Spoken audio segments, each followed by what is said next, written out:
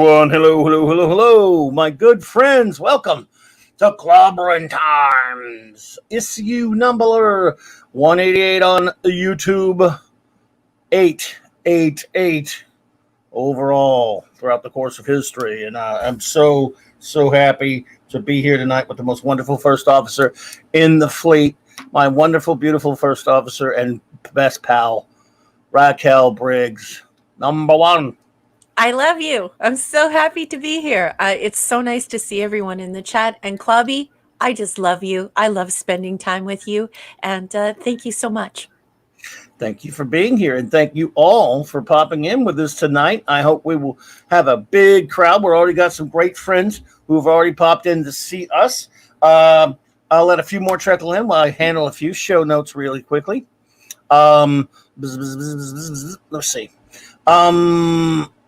A little bit of an event is going on tomorrow. I don't know if any of you are familiar with it, but I got one coming up, and that is, of course, tomorrow.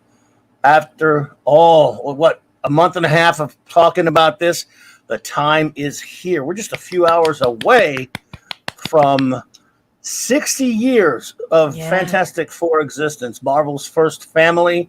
They're easily their most important comic book of all time, released 60 years ago tomorrow. Wow. And this is what started it all. This right here is why Marvel Comics is even still in existence. This is why they have, for the various entities that have owned them, have made billions upon billions of dollars. It all starts with the Fantastic Four, my beloved Fantastic Four that I love dearly. Well, tomorrow at 4 p.m., I will be celebrating them because they won't do it. And Monday night I'll probably talk a little bit more about it. Some of the dumb crap that they're doing. Well, they're not really. They're doing to celebrate this. And if you look, those who don't know, they didn't celebrate the 50th well at all. The 40th they did something pretty good, but they don't celebrate their anniversaries that well. Then they don't show it the proper respect. So tomorrow I will gather my gang of global geeks, and we will pay the proper respects to the Fantastic Four because I love them. And, of course, Monday night, more Jack Kirby talk. I have not exactly nailed down the topic yet.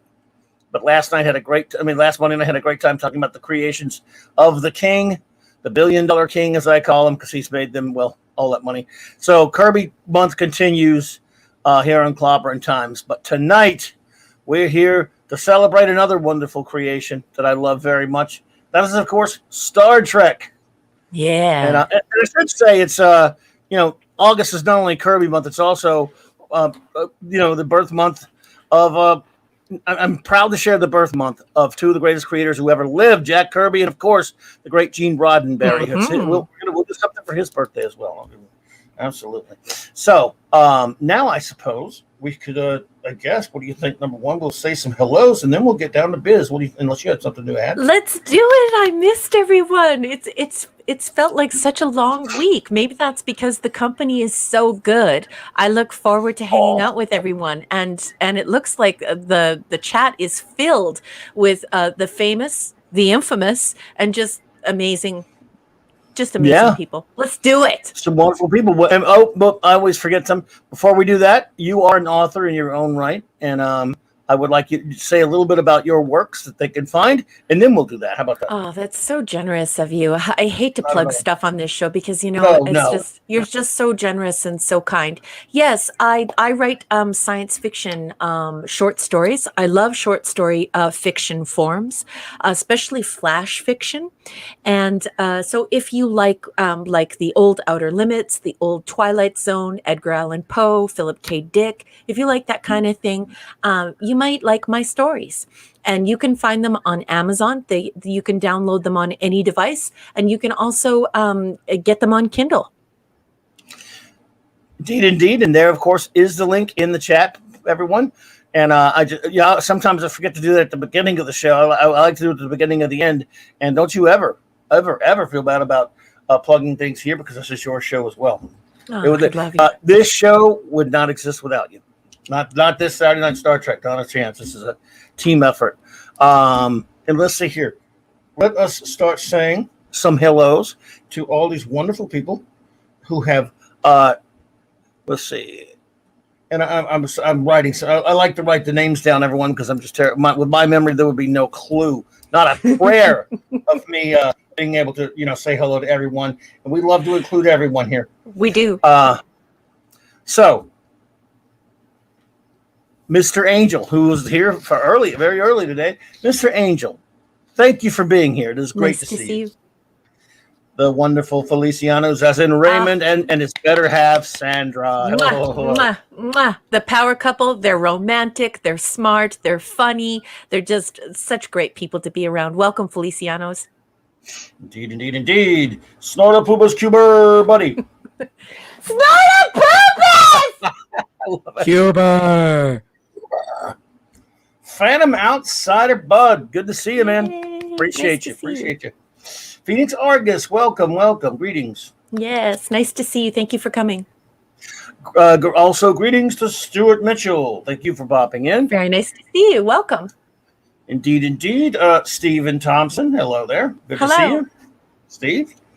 The great D. Bud Martin, buddy. D. Bud Martin, Oh, nice buddy, to man. see you. Very kind, smart, wonderful person. I'm so happy you're here. I may have to start calling you the Iron Man, D. Bud Martin. The man of armor. The great Eric K. Oh, Eric, we're getting that cabal here, buddy. Mwah, mwah, mwah. The Love Bond you, Eric. Surfer. Good to see you there, brother. Kal-El 48, my friend. Thank you for being nice here. To see you.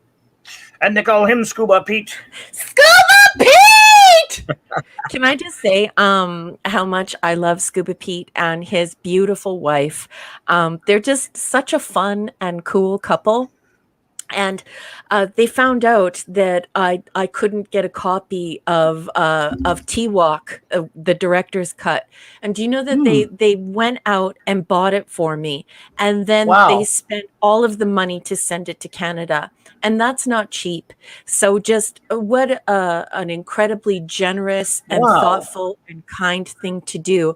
And so now I have this wonderful copy that I finally get to see the director's cut, and it's because of Scuba Pete and his beautiful wife, Leslie. And I just wanted to say on air how much I love those two and how much I appreciate their friendship, their thoughtfulness, their generosity, and just their kindness. What a wonderful couple to know.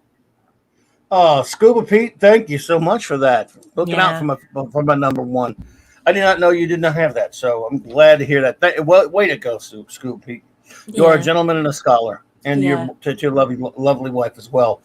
The great Steve Mitchum, even though he's going from an alias at the moment. Maddie's daddy, as we know him around here. Yeah, buddy. The giant Steve Mitchum, muscle man, giant man, who, has taken on several aliases lately. If you have Maddie this weekend, please kiss her whole beautiful face for me. Good to see you there, brother. Always, man. Janet from another planet. Hey there. Good to see you, dear. Planet Janet. She's a galaxy girl. Nirat and Axamanda Bear. I'm getting better at that. You are. Nirat. So nice to see you. Yes, indeed. Oh, man. The great Lord Thoth. Buddy, good to see you, LT. Yeah, it looks like he has some company. So if you're joining us just on the podcast, LT came in quickly to say that he has some in real life company tonight. So he will not be sticking around, but he wanted us to know that that he's here in spirit and that he smashed the like button, he clobbered the like button and said hello to everyone. So if you're missing LT tonight, the great Lord Thoth, he had some real life stuff to do. So he sent his best. All right, LT, we appreciate you. I know he's going to be there tomorrow for the big Fantastic Four celebration. He has said so. Well, he better be. Well, he's an FF fan. He'll be Yeah. Pat S. Buddy. All right, brother. Yay, Good friend of the show. Good friend and a local down here. Good to see you, buddy. The great Chris Persia, master of all that is Lynch Canadian, brother. Yes, so good to see you. Indeed. Wolfie 762. Hello there. Ow! Wolfie! Our fantastic great friend, the great Mark D with a C. Good to see you there, brother. Yes. A good Mark buddy. D with a C, and I have a secret that we have been brewing, and that secret is going to come out in a few days. And I love Mark. Thank you, Mark, for helping me with this. I appreciate you so much. You're such a great guy. You're just so talented and so kind and such a good friend. Thank you so much. You the man, bro. The Drusif. Hello. Hey, thank you so much for supporting the show, Drew. It's so good to see you here again. I'm glad you had fun last week, and I hope that we put on a really good show for you this week as well. Do I know? I know the Drusif was here last week. Is that someone you know? Okay. It's somebody actually who I just met, and he is a really, really kind and wonderful person. Very articulate, very kind, and a really cool geek and nerd. He's a geekish nerd. Excellent. Yeah.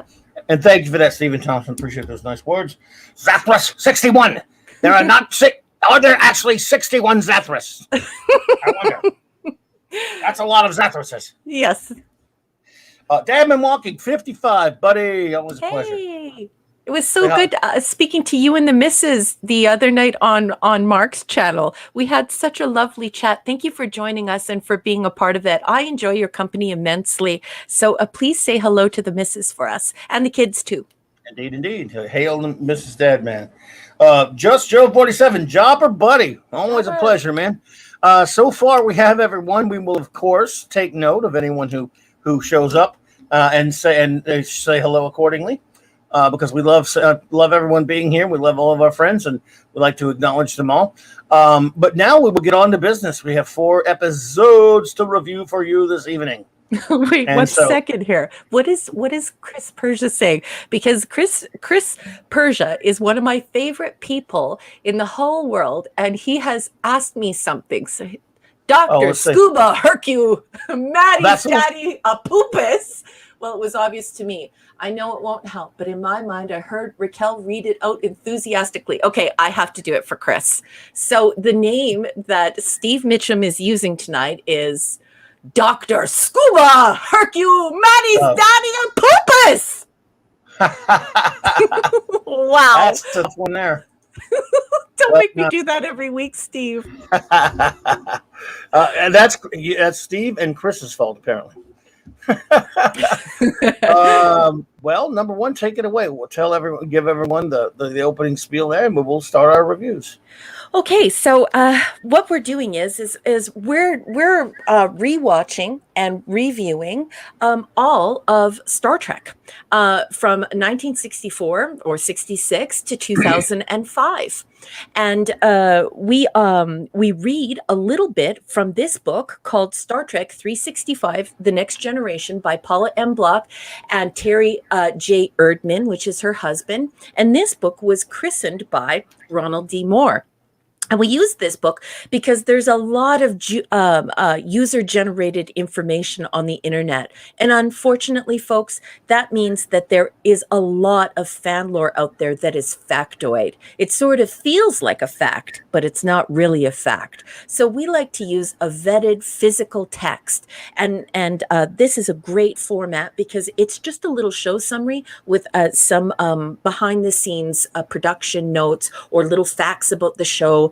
And they're verified. So we read from the text about the episode, and then I throw it over to Clobby, and he talks about what he knows about the episode, and then I deliver some show notes, and then we take it right to the chat, and all of us combined create a review, an informal review, and then we formalize it by giving it a grade, and everyone in the community has an opportunity to comment on the episode as well as give it a grade. Absolutely.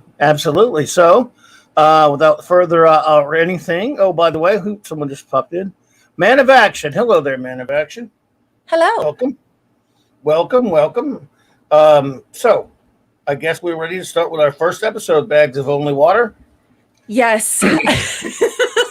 So this week, we're going to pick up where we left off watching, of course, in the broadcast order this time, although this particular book is in production order. You should be aware of that.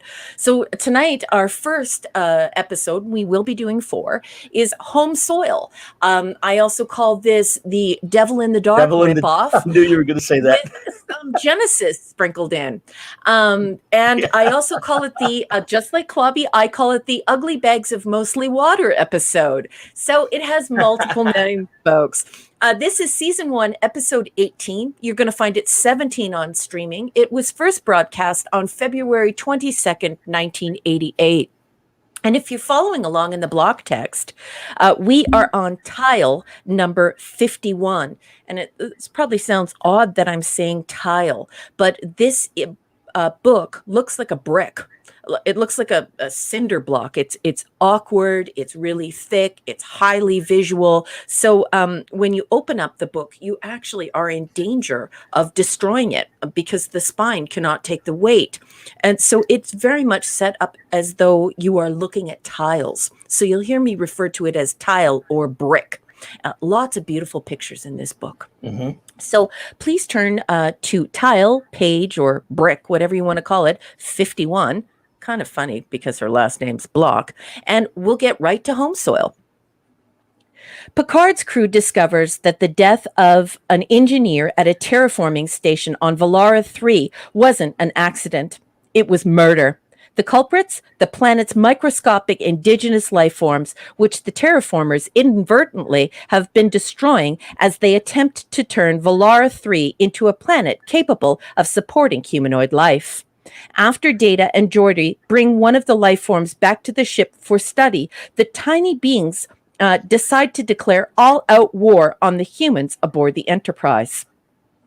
Some members of the Star Trek audience probably learned about terraforming, the process of deliberately modifying a planetary body's atmosphere, temperature, topography, and ecology to make it habitable for terrestrial organisms from Star Trek II, The Wrath of Khan in 1982. You know, sometimes Paula doesn't write so well. We're just going to keep on going. The concept had, however, been around for decades.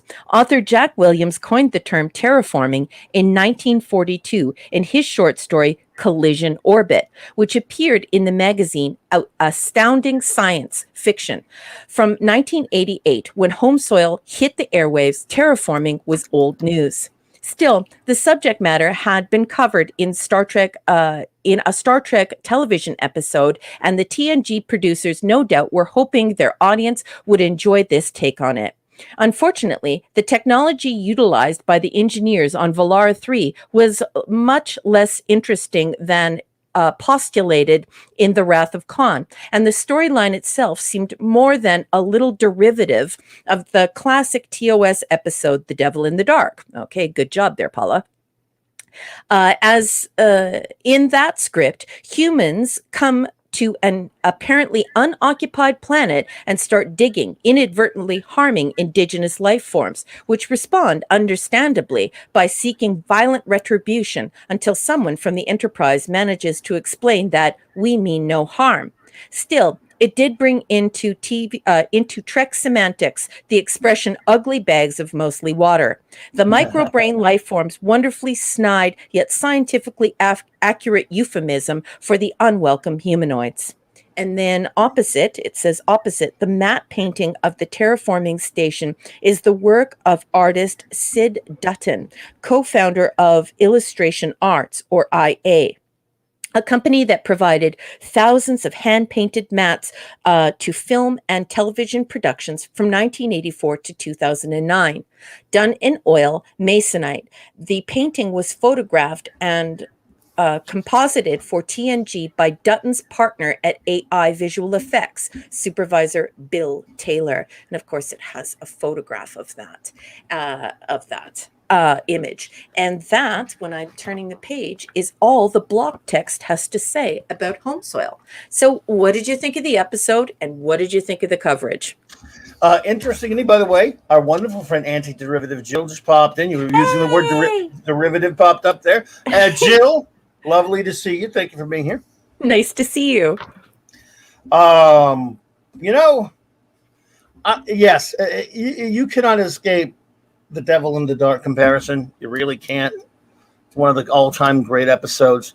There is a lot of that, so much of it that it's almost distracting. But I do give them a few points for at least having some interesting ideas. The idea of that this life form being even more, I don't know, even more obscure than a Horta.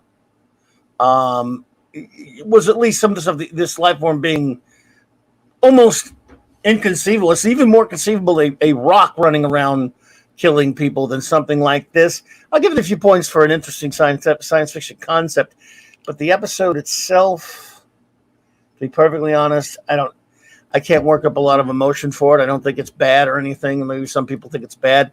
I think it was mostly kind of, I don't know, maybe a little blah. I mean, I don't know where you came down on it, but I don't find it terrible or anything like some of the previous episodes. Well, let's face it, last week was a tragedy. This at least is some kind of something that there are Trek nuggets here for a Trek idea, and I'll give them some credit for that. And even though we do have to look at Wesley, he doesn't take control of everything or anything like that. They try to communicate with the life form and stuff, but you can't. It's just so tough to escape the fact you're like, you guys are you going to keep ripping off everything forever? We all know that didn't necessarily was the case later, but are you going to just keep doing that forever? Yeah. Yeah. Especially when the Bible, when Gene's Bible specifically prohibited them from doing that. There's a full paragraph on it. No, well, yeah, good point. I mean, by the way, that's a great one to rip since it's such a great episode. But when you do that, when you rip off a great episode, you face the consequences of the comparison too. Yeah. Well, for my entire life, The Devil in the Dark has always made my top 4. So for me, it's pretty off-putting. Yes. Project Storytime. Hey there. Hey, Project Storytime. Nice to see you. Thank you for joining us. Good to see you, buddy. Yeah, that's off-putting is a good way to put it. The episode itself, look, if I were someone that didn't I didn't know Trek like I do, and it did make me think of the Devil in the Dark every 5 seconds when I'm watching it. I would have just watched it. Oh, that's pretty interesting. I mean, this life form is completely different, and it declared war on the ugly bags of mostly water. I mean, you certainly understand that. As a concept and a story, I have some actual respect for them trying to do something of a science fiction type of a nature, something more of a Trek idea of totally. I mean, a life that is so utterly alien. It's just that it's that old saying, and this is, again, I talked about this before, back when we were first watching this show, the saying that we came up with every week when we would talk about the new episode was, done before, done better. Yeah. Yeah. I feel the exact same way. I feel the exact same way. That's exactly what I was thinking in '88, and it's still what I'm thinking now. Yeah. I mean, I do an annual rewatch, as you know, from '66 to '05, and this is just one of a few episodes where I eat a lot of chips when I watch this one because the crunch helps me to avoid listening to it. Oh my goodness, love it. You get the chips and the dip, and it distracts you until you get to season 2 where things start to look up. But fair is fair. I think you got to give any episode that has the term ugly bags of mostly water in it. That gets a little bit of a point for me. I don't know why. I love it, and I think catchy. It's cute. It's catchy. I like it. I'm being facetious, but yeah. I love it too. But the thing is that it's like no kill eye. Like, yeah, you know what I mean? I'm being facetious, but yeah, it's funny though. Yeah. It is. And I love the fact that, like, nowadays with the advent of Web 2.0, and you have all these people on social media, there are people that actually have that as their anonymous name on Twitter and even on Facebook. Yeah, so, ugly bags, mostly water at gmail.com or whatever. Oh, I love that. I actually like that. It's very cute. Very cute. Captain is Deckard a replicant Spock? I didn't butcher it that time. Hey, buddy, good to see you. Very nice. Good to see you, sir. But yeah, you kind of the old done before, done better thing really pops into mind. Again, by the way, that's not to say it's not credible for something like that. I mean, that you could, if you want to be devil's advocate and say, well, just because it happened on Janus 6 or whatever doesn't mean something similar with a different life form. It's not credible for that. I say, yeah, but tell that to someone who's watched Devil in the Dark a million times and can't get it out of their head when they're watching this. Yeah, especially when Devil in the Dark is so great. An episode you hold very close to your chest. It feels very special and wonderful to you, and of course, it is for 45 years. Yeah. It's been the best. Well, there's a high bar, isn't it? Yeah, it is, bar. And especially when it's the best of the best. So it's yeah, absolutely tough to get away from that. If you're gonna at least rip off Spock's brain. I'm just kidding. Don't do it. Yeah, exactly right. So you got some notes on this lovely one? Well, yeah. I'd like to say that I thought that Paula M. Block, I think she did a pretty good job here. She hit on a lot of points right out the gate. Obviously, these are very popular points amongst Trekkies. So I think pretty good. A little rough with the composition, but yeah, I was very. She hit on a lot of things that Trekkies gripe about. So good for her on that one. As far as my notes go. Yeah, I just wrote here. Let me just grab them for you here, Captain. By the way, Scuba just said, yeah, Arwen could not make it tonight, but she's going to hopefully show up for the Fantastic Four show tomorrow. Steve mentioned that. We love Arwen, and she just couldn't make it here tonight, but she's wonderful. So she's doing fine. So I put in my notes, which I take while I'm watching the episode, and I write them in pencil. Here they are, folks. Space 1999 fans will notice that this borrows from All That Glisters, where water-drinking geodes were intelligent life forms who communicated with humans. Oh. The script was written and rewritten as they filmed, and it drove everybody nuts. One of the most TOS episodes ever made by post-TOS shows, as far as I'm concerned. It looks, feels, and behaves very much like TOS. And I think that's because they kept on rewriting the script. And so I think that they just decided that they wanted to use something tried and true. I put a problematic script, as the episode is replete in the idea that humans have never encountered a negative carbon or inorganic life form before. Yeah. We have made contact with and work with the Horta. And then, of course, I put Devil in the Dark, season 1, episode 25. And then I put, this episode dispels the factoid or the myth in lore that no one has ever gone to the washroom on Star Trek. Because, of course, we have Carolyn Berry, who is in the arena as Metron. She says, he was in the washroom. So if you ever hear that washrooms or bathrooms or restrooms are never referred to in Star Trek, that is patently false. And then I have in my notes, why Wesley and not a learned specialist? So Wesley still annoys me here. A lesson in the dangers of mining alien worlds or terraforming alien planets. And then I have in quotes, come back in 3 centuries. That's pretty exact, and it's really weird to include. I always laugh at this line because I just yell out, no, kill I. And then I have Picard's closing statement about the entire experience being a new lesson for Starfleet, and preventing a similar encounter is particularly egregious. We have been living and working with the Horta on Janus 6 since 2267.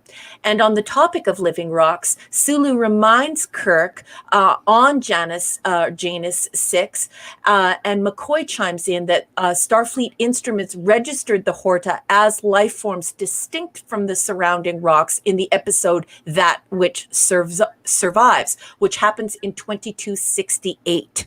So so I just didn't like that they had Picard say that at the end, because then that particularly makes it silly that he said that. So that's all I have in my notes, boss. I will point out that it was kind of for a James Bond fan to see Walter Gotell in this episode. It's kind of fun. I mean, again, that's just a Bond, like a Bond thing, General Gogol. James Bond's one of his nemesis, who's been in many James Bond films as the Russian General Gogol or whatever it was. Yeah. I don't know. Side note, nothing important. There's nothing to see on that. I don't know, just me. But no, I love that you say that, and our audience loves that too. I think it's one of the reasons why they listen to us is we just add in all of this infill that other people don't know or don't look up or just aren't interested in. Well, last week there were 2 straight episodes that had people who had been on the original series. Yeah, it was always fun to point out. And this week, you had General Gogol from the Bond films. I don't know how many, like 4 or 5 Bond. Anyway. And Carolyn Berry. And Carolyn Berry, right, from the Arena. From Arena. That's right. Oh, my goodness, yeah. But see, I didn't recognize.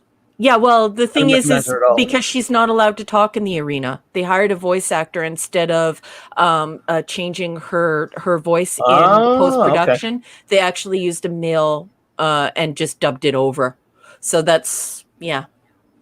Oh, well, that makes sense. Well, yeah, so that's what happened there. So that's why you didn't recognize her. And plus we look up at her, right? And we mostly just see her feet and the gown in Arena. It's not like they really do a close-up on her face. Yeah, well, that makes sense. But she was the lady... Oh, which one was she now? I'm trying to remember. The female engineer. Wow, she must have been very young. When Arena was made, then. I'm not hard and fast on this because I don't Google while we're on the show, but I'm pretty sure one of the reasons why she was in such good shape is if I recall correctly, if memory serves, she was a ballerina or some type of professional dancer. She took really good care of herself. I think, if I'm not mixing her up with someone else. But as I said, I'm not really good at Googling and talking at the same time, so I avoid it. No, I got you. Yeah. So I guess we can go ahead and rate this one. By the way, Phantom Outsider. I remember in some of those Trek novels and even in a comic where there was a horde of Starfleet officer. Yeah, I remember that. Yeah.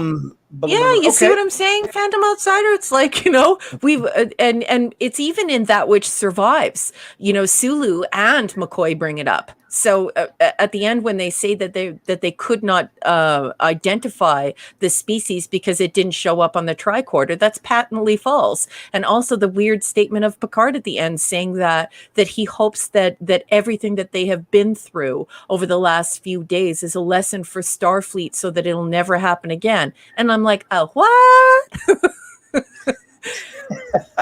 Well, Janus 6? Anyone? Janus 6. 2267, 2268. Hello. As Jerry Lewis would say, hello. Hello. What is your rating of Home Soil in the Dark?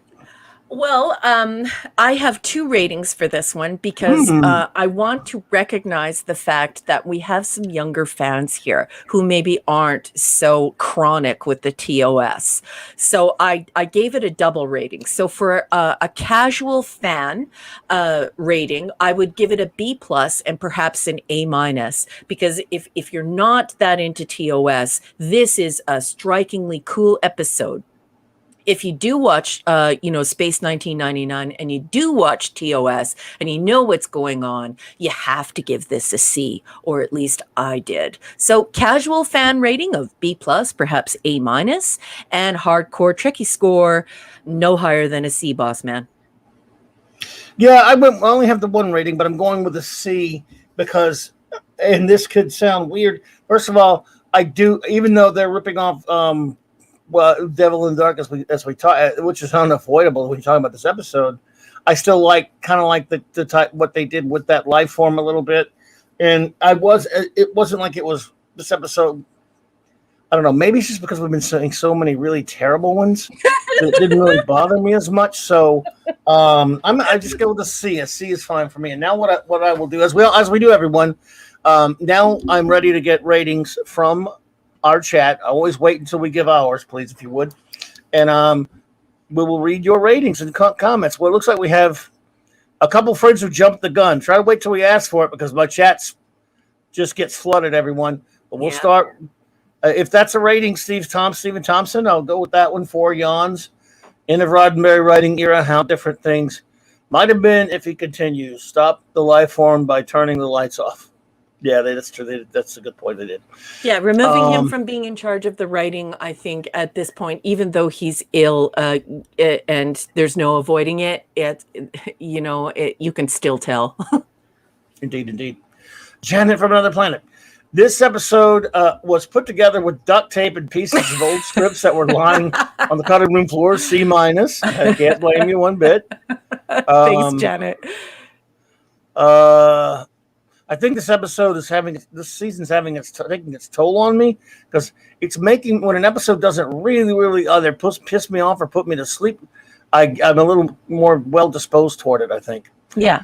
And this would only put me to sleep a couple of times, so which is under the average. Snorta Poopa says a C.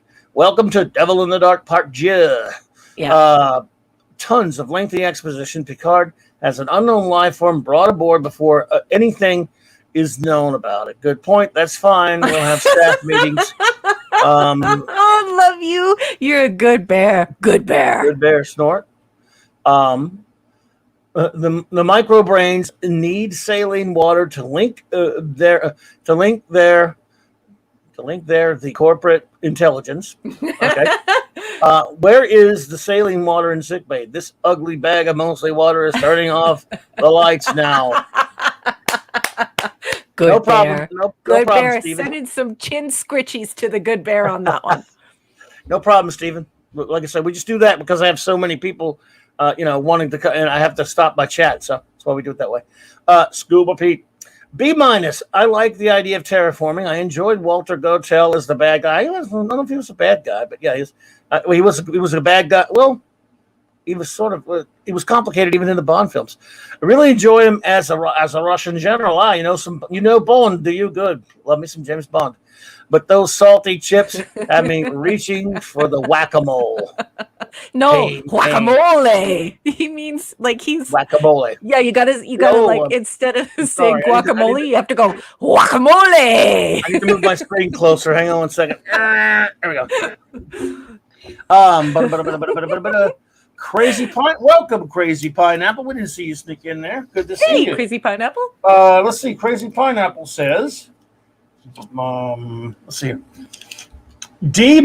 Wow, really love this one, did you? A cheap copy of Devil in the Dark. As the Hoarder wrote, no kill eye. The fans write, no fool us. Hail Club and Raquel in the chat.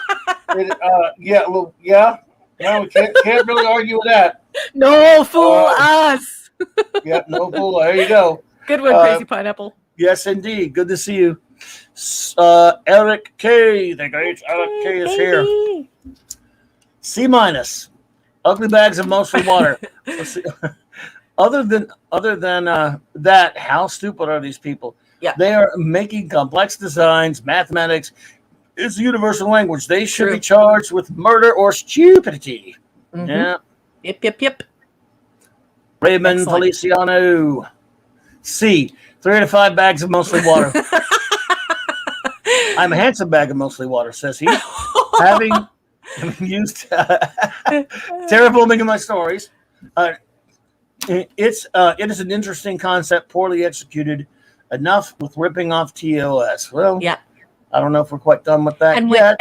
When R.N. Feliciano says that, R.N. Feliciano is actually Raymond Feliciano, and he is a published author.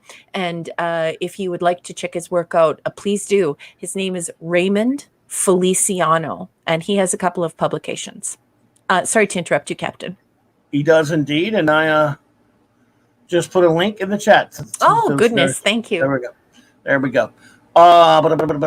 Sandra. No, that was Sandra. Wait a minute. Oh, I didn't no, we missed Sandra. Sorry. She came in right after Raymond. Here we go. I got her. C. Not a horrible episode, but lacking in originality.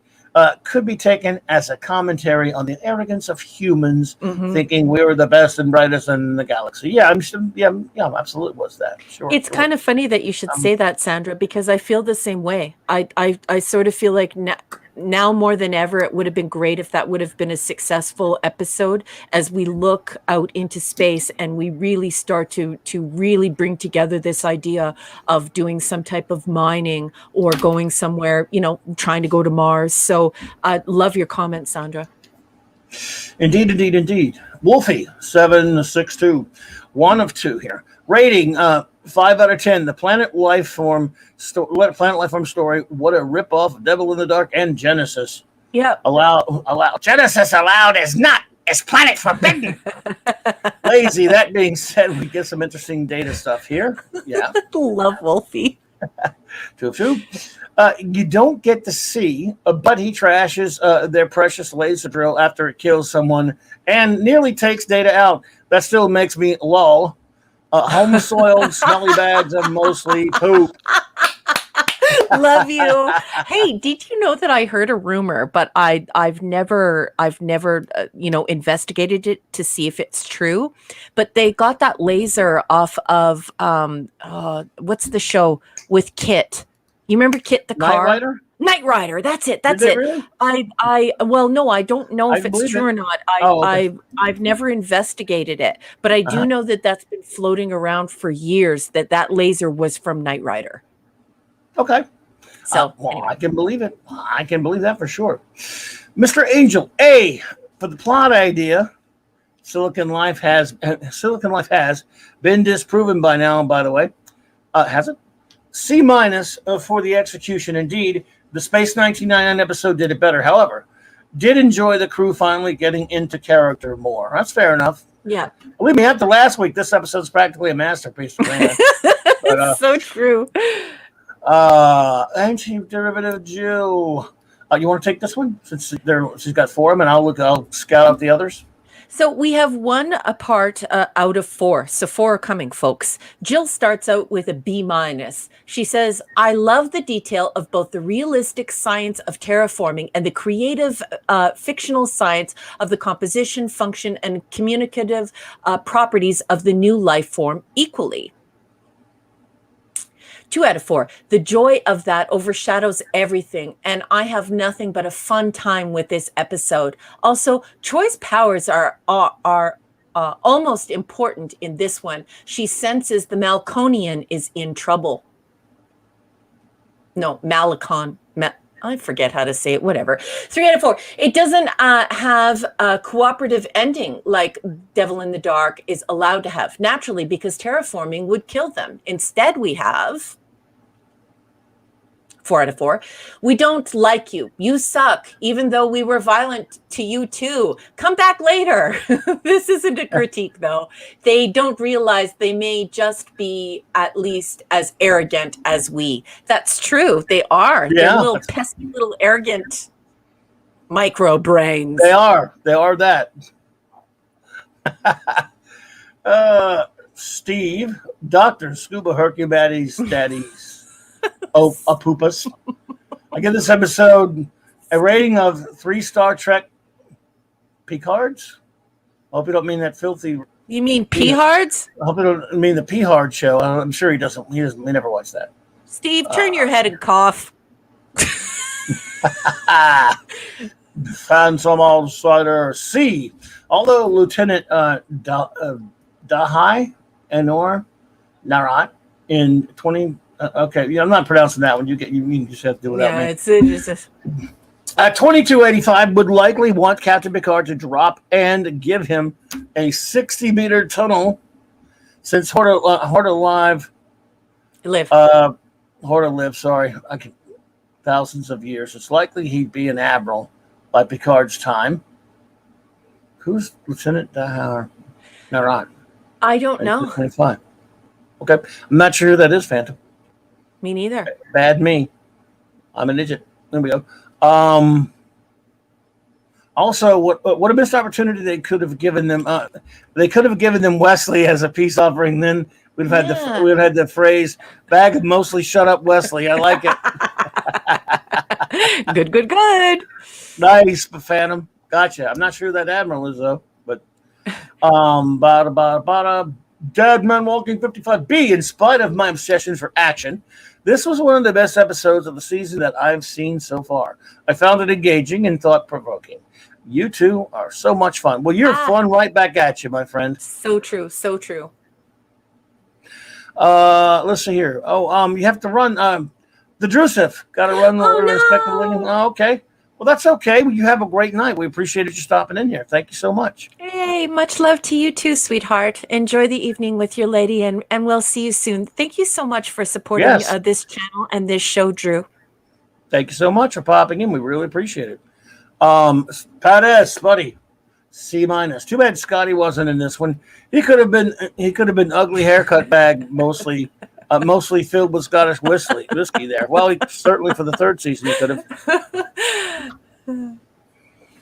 But the Laser's father appeared in Goldfinger. Stoner Poopa said, "Yeah, the good one, good one." Mark did with the C, B-. Improvement over last week's shows with some glimmers of hope that TNG will get better. Yeah, I can go along with that. Don't you mean glisters of hope, as in all that glisters? Sorry, Mark. Well, if only he'd known. Must be a boring job with only 4 people on the planet. Yep. Has to be. Didn't Data know about the Horta and other inorganic life forms of life? Yeah, that is a good question. If you're going to rip the episode, then go ahead and just reference it. Yeah. Like himself, flawed but still presents the Trek message of respecting alien forms of life. P.S. This is SETI Alpha 5. Yeah. Oh, my goodness, exactly. Your Muslim uncle. What's up, good evening, fine sir. Yeah, good to see you, man. It's always a pleasure, sir. All right, let's see here. You are not late, sir. You're here. That's all that matters. Let's see if we got any more ratings. I think we may have them all. Just make sure, though. Are we missing anyone? Oh, there's Phoenix. Okay, here we got Phoenix. Hey, that's why we check. Phoenix Argus C. It really isn't uninteresting and isn't that memorable. Isn't, I think you mean is without the end. Sorry. Compared to Devil in the Dark, even though I fail at remembering titles of the TOS scenes scenes still remain firmly engraved. Oh, okay. Let's see here. The only thing that survives from this episode is Data's ability to dodge and the terraform equipment. I think you mean too minimalistic, and made the set uninteresting.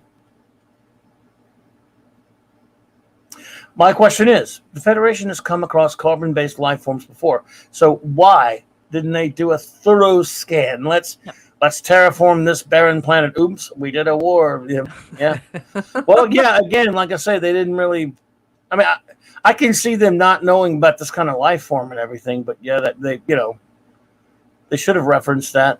Mm-hmm. Oh well, it's a messed up. It's just kind of they got away from the Bible, like Raquel said. Yep. Bit of house cleaning and follow your Bible, folks. Read your Bible every day, boys and girls. Clobby, I love you so much. You're literally one of my favorite people in the whole world. I love you so much. Well, I love you too. And I love all these people. I love almost all the people in the chat with the exception of, oh, he's not here. Never mind. Just kidding, everyone. Love you all. Thank you for being here. Where are we at? Oops, no. Are we ready for our next episode, perhaps? We are, unfortunately. Okie dokie, folks. Our next episode is, take it away. Shut up. The next episode, folks, for this evening is Coming of Age, Season 1, Episode 19. This would be 18 on your streaming service. This was first broadcast on March 14th, 1988. And let's do some copyright house cleaning. I will be reading excerpts from a Star Trek 365, The Next Generation by Paula M. Block and Terry J. Erdman. This book was blessed by Ronald D. Moore, and we are going to be reading from tile or page or whatever you want to call it, because it's a weird book, 54. And I read extemporaneously, so don't throw fruit. At Relva 7, where Wesley Crusher faces tough competition for the sole opening at Starfleet Academy, Captain Picard receives a surprise visit from his old friend, Admiral Quinn. But Quinn, accompanied by Lieutenant Commander Remick of the Inspector General's office, makes it clear that it's not a social call. There is something wrong on the Enterprise, he says, and he's brought Remick to pinpoint what it is. Picard presses for an explanation, but Quinn will state only that the captain and his officers are to cooperate fully with the investigation. Remick's confrontational questions quickly put everyone on edge, leaving Picard to wonder what's really behind the Inquisition. Like Wesley Crusher, the Benzite named Mordock made the final list of candidates for entry to Starfleet Academy. Unlike Wesley, Mordock needed a respiration device to help him breathe in the Class M environment on Relva 7. His breathing apparatus evolved from an early concept drawing by Rick Sternbach into the final version seen in this episode. Makeup designer Michael Westmore describes Mordock's appearance as one of his most elaborate creations for TNG's first season. We had only one piece that covered most of his head and additional pieces for the upper lip, chin, and eyelids, Westmore explains. The lids folded into themselves like a set of Venetian blinds. There was also a set of cat-like feelers around his mouth area and another set of tendrils hanging from each earlobe. A year after this episode aired, Westmore resurrected the makeup design in A Matter of Honor for a Benzite named Mendon, who, not so coincidentally, looked exactly like Mordock. Viewers were told the resemblance was natural since the two Benzites were from the same geostructure. But a more likely reason was that the actor, John Puch, played both characters, which allowed Westmore to use the same facial mold. And we all know how cheap Star Trek is, so we know what the truth is there. And in the book it says, on the right, Worf ponders a piece of cake at a surprise birthday party thrown for Wesley's 16th birthday. Although this was filmed, the scene was cut for time. There are also some beautiful renderings from Sternbach here, just absolutely gorgeous. And as I turn the page, I see that that is the end of the coverage for Coming of Age. What did you think of the coverage, and what did you think of the episode, Captain? Oh, hey there, Catman. The Catman, Edie Myers. Good to see you there. Nice to see you, Catman. Good coverage. Episode is, well, I don't want to say it took me like 3 days to watch it, but I kept watching it and then kind of falling asleep a little bit. And to be honest with you, that's not even a knock. That did actually happen for probably other reasons. As much as I can't stand Wesley, I don't mind them doing something like this about the Academy or something. And again, the character like that, if he wasn't so annoying and so horribly used and written, that would be good for an episode. That would be perfect for an episode like this, to see, what goes on with, cadet hopefuls to get in the Academy and all that kind of stuff. But they have an A and a B story here, where you have the thing with Admiral.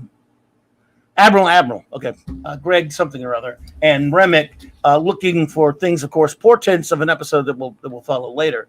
Looking for problems with the Enterprise. That was filler to have an excuse to have Wesley try to get into the Academy. And my God, I wish he'd have got in. Yeah, I really was rooting for Wesley in this one, folks. To go would have been great. And I think if they would have asked, if they would have asked DC Fontana, she would have said, "Let's write it as him getting in, and don't ever let him come back. Let him die in a terrible accident at Starfleet Academy." Yes, we knew him well. Yeah, Admiral Quinn, thank you. Yes, Quinn. I was going to say Quinn, but I didn't want to interrupt. I don't like interrupting you while you're talking. No, that's cool. That's good. Doesn't matter.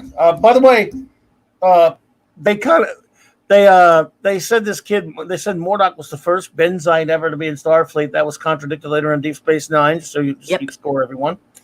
With these, Cisco went with the Academy with a Benzite captain and was killed by a Klingon later. But anyway, That's neither here nor there, but I mean that's not the fault of this episode. That was retconning, so you can't blame them for that. Yeah. But the episode, all in all, I guess some of the insights and the things they do for the cadets is kind of mildly interesting, and some of the stuff, the mystery building. With the problem is, I think a problem with an episode like this is if you're going to do something where you're building your mystery to set it up later, that's fine. They did it so well on Babylon 5 and some other shows like that. But you just kind of combined it with the Wesley, stuff, so you could have an excuse not to have a full out story.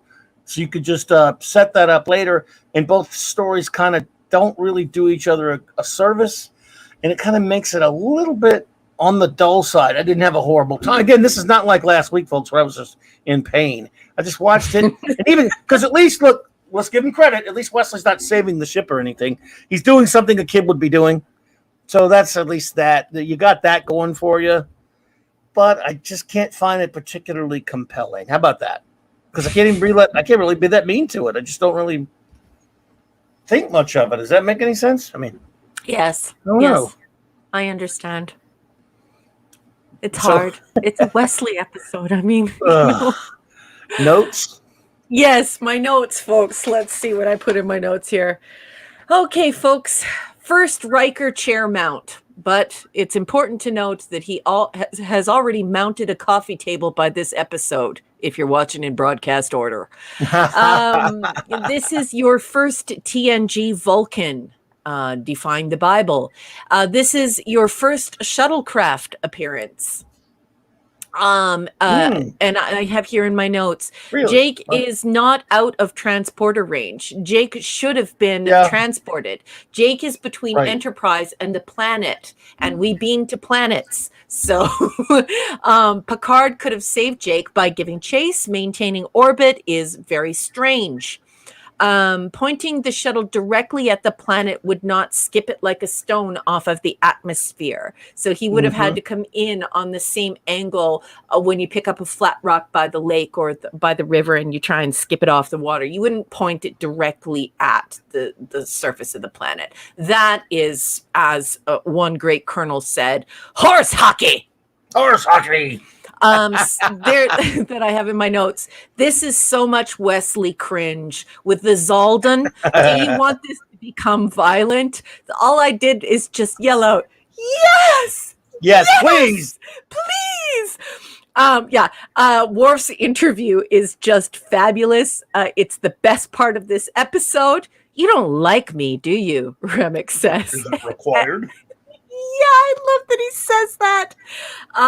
Yes, and it's very important to note, if you are an author, that there is that Star Trek starts a pattern with this episode.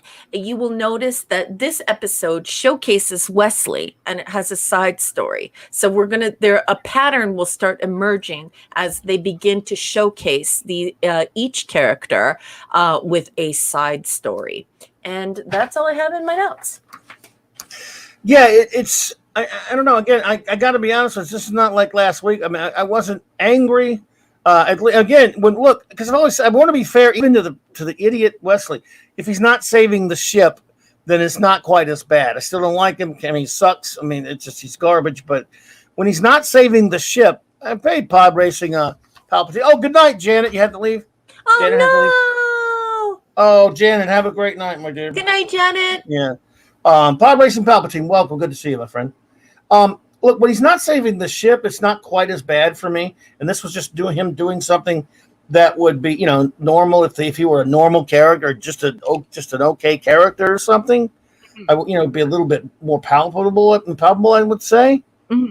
But, and yeah, I agree. Someone said that, the psych test stuff, some of that stuff, but I think they could have been far more interesting if they'd had focused on some of the stuff that they do for stars, wannabe candidates and stuff like that. But they had to split their story up. I didn't hate anything really so much, except having to see Wesley. And yes, the fact that the guy didn't beat the crap out of him. Before you go any further, I do have to interject that I think you're absolutely right on that, because when I attended Starfleet Academy, I had to do a language test. I had to go through a whole bunch of different tests at Starfleet Academy.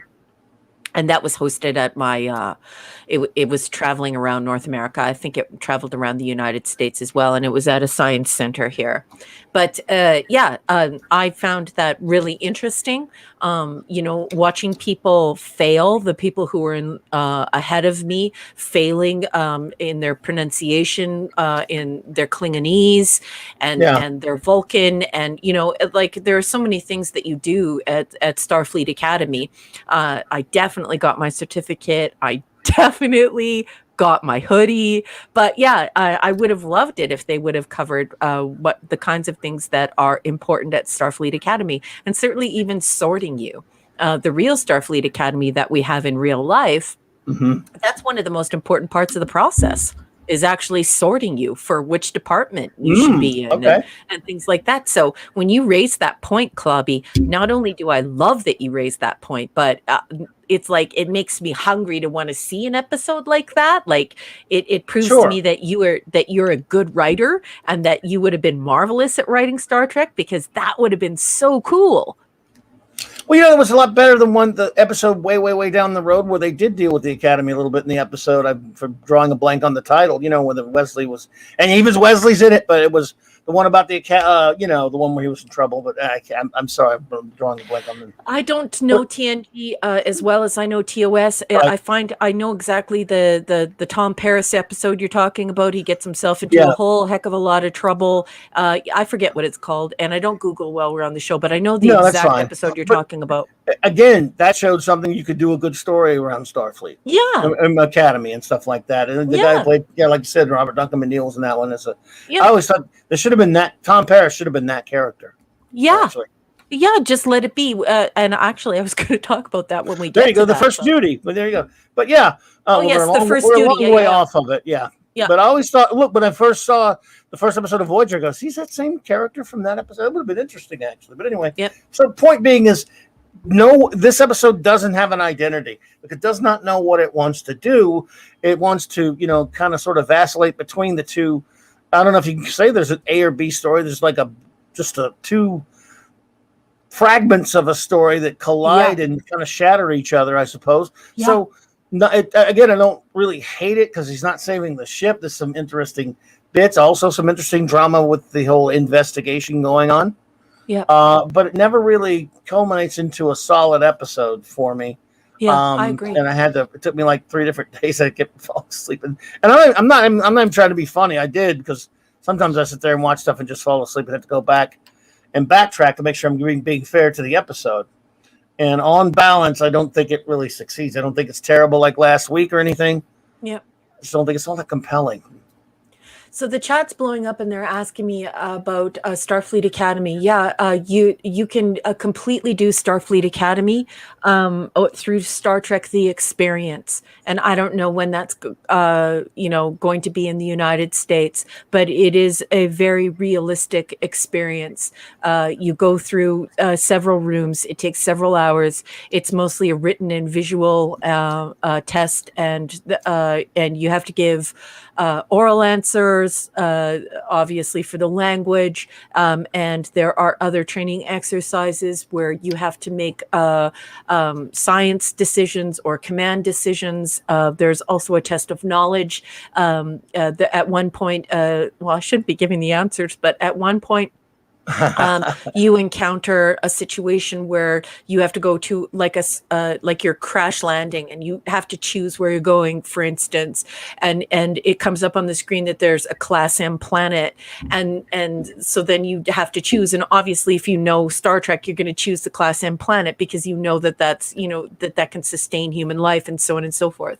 But there's also a real Starfleet that you can join. It's a fan group, and it's been around for a very, very long time. I think there are under 10,000 members worldwide. It's quite a small organization, but don't quote me on that exact number. I just know that it's really low, and I put my whole family in for that. So I do have an official Starfleet number with Starfleet as well. Yeah. And Jill, Jill says something about she likes that actor that plays Remick. Yeah. I can't remember if he is a good actor. I can't really remember anything I may have seen him in, Joe. But if you could, like, I don't know, throw something out there he's been in. But I'm like a lot of the actors of that day. I've probably seen him in something, So, listen, you've done notes, I guess. So, Yes. are we ready for rating? What I will do is I will ask my wonderful first officer, everyone, for her rating of Coming of Age. I'll give mine, and I will ask all of you good folks to give yours.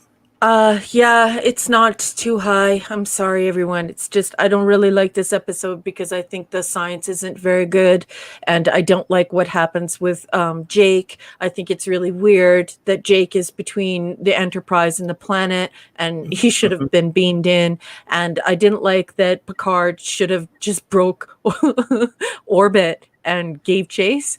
And I also thought that it was really dumb that he pointed the shuttle directly at the planet and he didn't talk to him about the pitch. So in order for to bounce off the atmosphere, you're going to need to skip like a stone. So I didn't like that. So I'm sorry, but C+. Yeah, I went I went with a C, like I did for the last episode. Like I say, because it wasn't.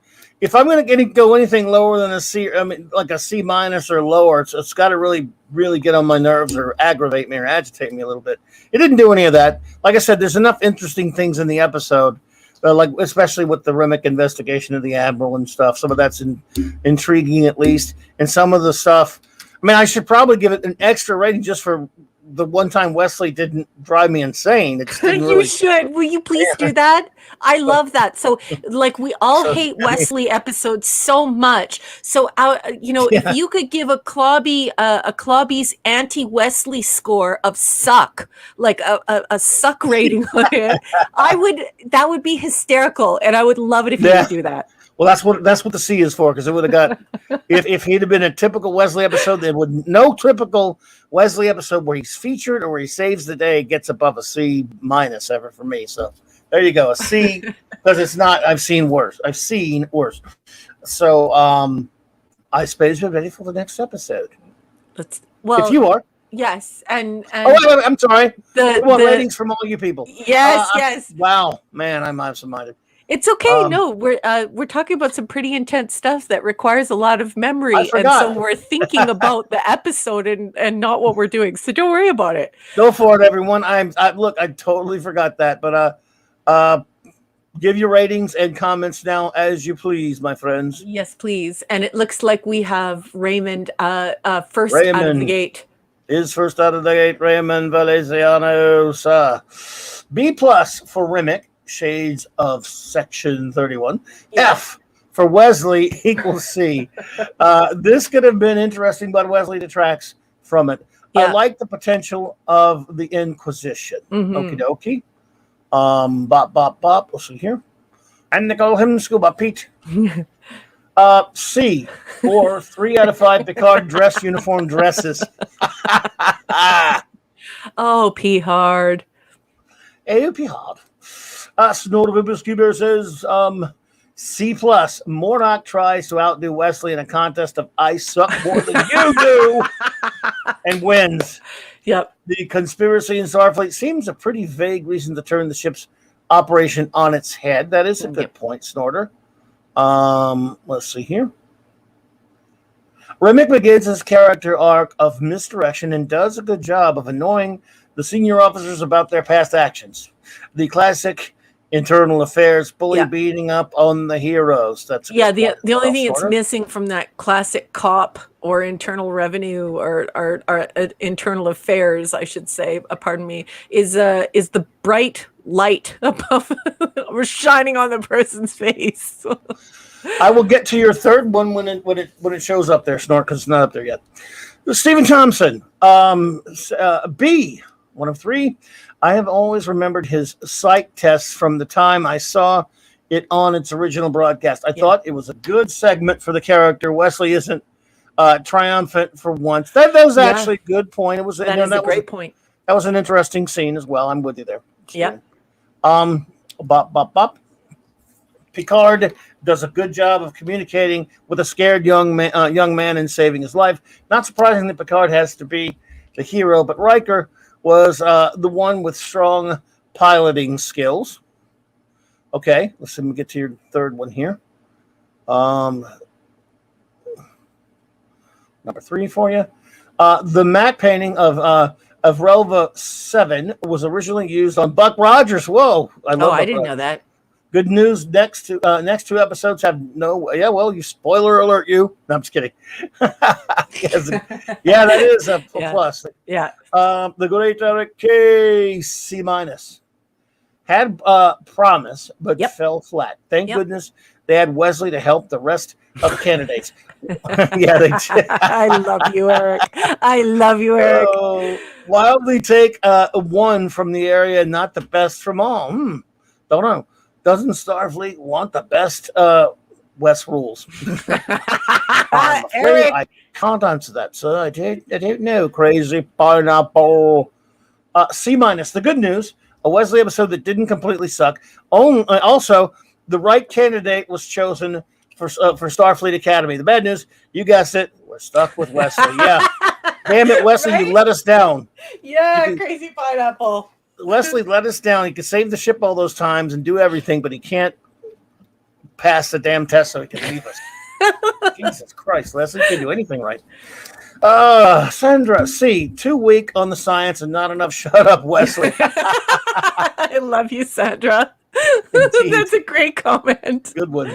Mr. Angel, no rating since I completely work from memory and it has been decades. I can't remember much of the episode. Can't critique. Well, I can certainly understand that and respect that, Mr. Angel. Thank you. The Catman, a.k.a. Didi Myers, C minus. Good stuff unit. But didn't care for the story too much. Very bored of it. Gotcha. Yeah. Number 3 of Snortopupus was if he keeps this up, he may have a meltdown. The plot sets up conspiracy. It does. It does.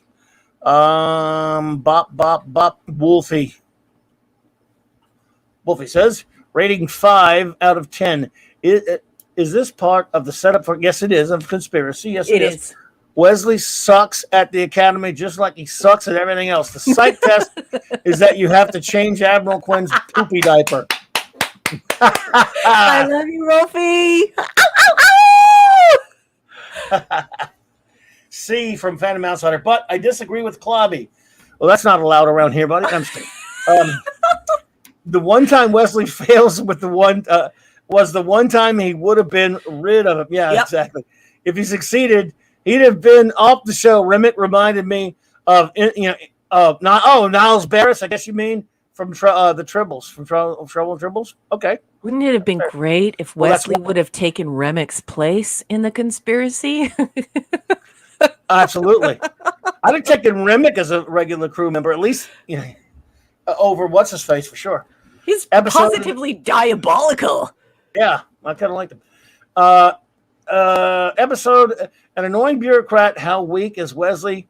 He can't drag a guy. Also, he can't drag a guy. Also, he maybe he shoulda slapped that coward and ordered him to help snap him out of it. Thanks to General Patton. Yes. Well, okay.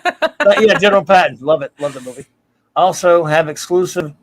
How exclusive is Starfleet? Yeah, it does. It does raise the question, doesn't it?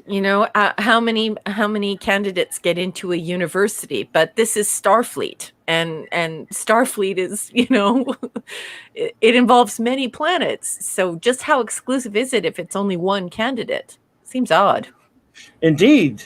Well, we have Jill. Would you like to take this one? 1 out of 4, and Jill starts off by saying, "This is a C+. Wes fails, and she finally said it. He's obnoxious. Worf gives some great advice, and I care more about his character growth in that scene. Only fools have no fear." Yeah, I love it when he says that. Only fools have no fear. Yeah. Yep. Oh, sorry. Let me get the next one. That's okay. Fix the picture. Go ahead. 2 out of 4. What is a flux coordinating sensor unit? Also, how are you able to calculate anything in regard to a spinning cube of spheres? Relax into it and let it come by itself. Dumb science in this one. Well, it's a flux capacitor. It's the same thing. 3 out of 4. In what universe would they not tractor beam the shuttle as soon as it was stolen, especially since they're watching it happen in real time? I love you, Jill. Yep. That's another good point, Jill. Absolutely. My fellow nerd. 4 out of 4.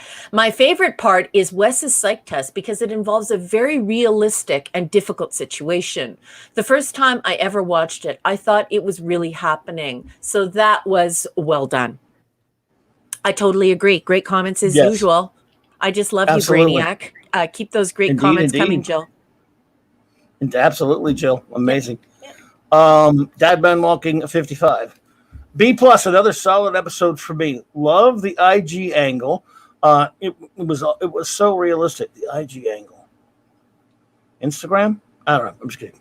Not Eternal Affairs. That would have been okay. Anyway, the IG angle. He'll explain it. He'll tell us. Didn't mind hard-nosed Picard by not endangering. Didn't mind hard-nosed Picard by not endangering the ship and made the kid get out of his own mess. Y'all make me feel for Wesley. Well, that's what we're here for, buddy. And can I just say, I just want to make it very clear to everyone involved in this chat. I realize you only have 190 characters, and so does Clobby. And many of you are speed typing because you're trying to keep up with a live chat that is bustling with wonderful conversations going all over the place. So we don't mind a bit if there are errors here or there. We love you guys, and we appreciate your comments. And we also appreciate how annoying it is to try and get out something intelligent and articulate in 190 characters. Love you guys so much. Thank you so much. Plus, they like to trick me up anyway. Yeah. Steve says, like Mr. Angel, I couldn't be bothered to rewatch this episode. Can we just skip to Measure of a Man? I'm afraid not, buddy, but it's a nice try. Yeah. Nice try, bud. Mark D with a C. B-. Wesley was written as being human in this episode instead of a whiz kid who saves the ship. Yeah. That is true every time. If his character was written like this, he wouldn't have been as hated. That's absolutely true. If he would have been a little bit. I see your third one there. You didn't say how many you had there, Phantom Outsider. So hey, Zax is here. Hi, Zax. Hey, Zax. Good to see you. Let's see here.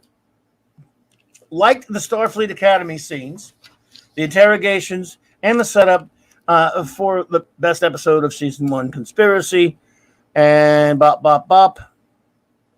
The scene with Picard and Wesley talking about failure was touching. We need more of this type of writing to improve Wesley sucks coefficient in each episode. Well, yes. Hey, Keely Chow's here. Welcome. Whoa. Oh, right. Did you say Zax is here? Because I'm way behind in my chat right now. Zax is here, and so is Keely Chow. Just walk through the door. Keely Chow. All right. Well, roll tide. All righty. Bop, bop, bop, bop. Oh, and then when Phantom Outsider had another one there. Let's see here. How small are these Starfleet classes? I mean, they need tens of thousands of engineers. Yeah. At the very least, Starfleet Medical. Also, the specialists they have. You must have another one somewhere looming out there. I'll try to get it. Always when you have multiple ones, please tell me like 1 of 2, 1 of 5, 1 of 2, 1 of 50. If you're Ash, like an Ash pick. We miss Ash, by the way. Where's Ash? Yes. Let's see. D-Bud. Oh, no. Okay. He hasn't watched it either. Crazy Pineapple, did I get yours? Raquel, Pat says, Raquel, I have 9 characters, but I can't do voices over chat, and you can't see the costumes. Oh no, Pat. I'm so glad that you're joking. Because when we do ClobbyCon, you have promised to take me around all of the old used bookstores. So let's hope you don't have 9 characters floating around in your head. Yes, don't sibble on us. I think we got everything. If we missed anyone, just tap it on to the next one, everybody. Mark says he'll be right back. He's going to get some popcorn. Bring me some. I can make some Batman popcorn. Yeah. I love if y'all want stuff. I want cheese popcorn. Oh, I do too, but I like just popcorn. There's really I guess I was about to say you can't screw up popcorn. You can't. Is there anything that isn't good on popcorn? No. No. All popcorn is good in all forms. Popcorn is the ichor of life. I'm looking for you now, Crazy Pineapple, because he said I did miss him, and I could have.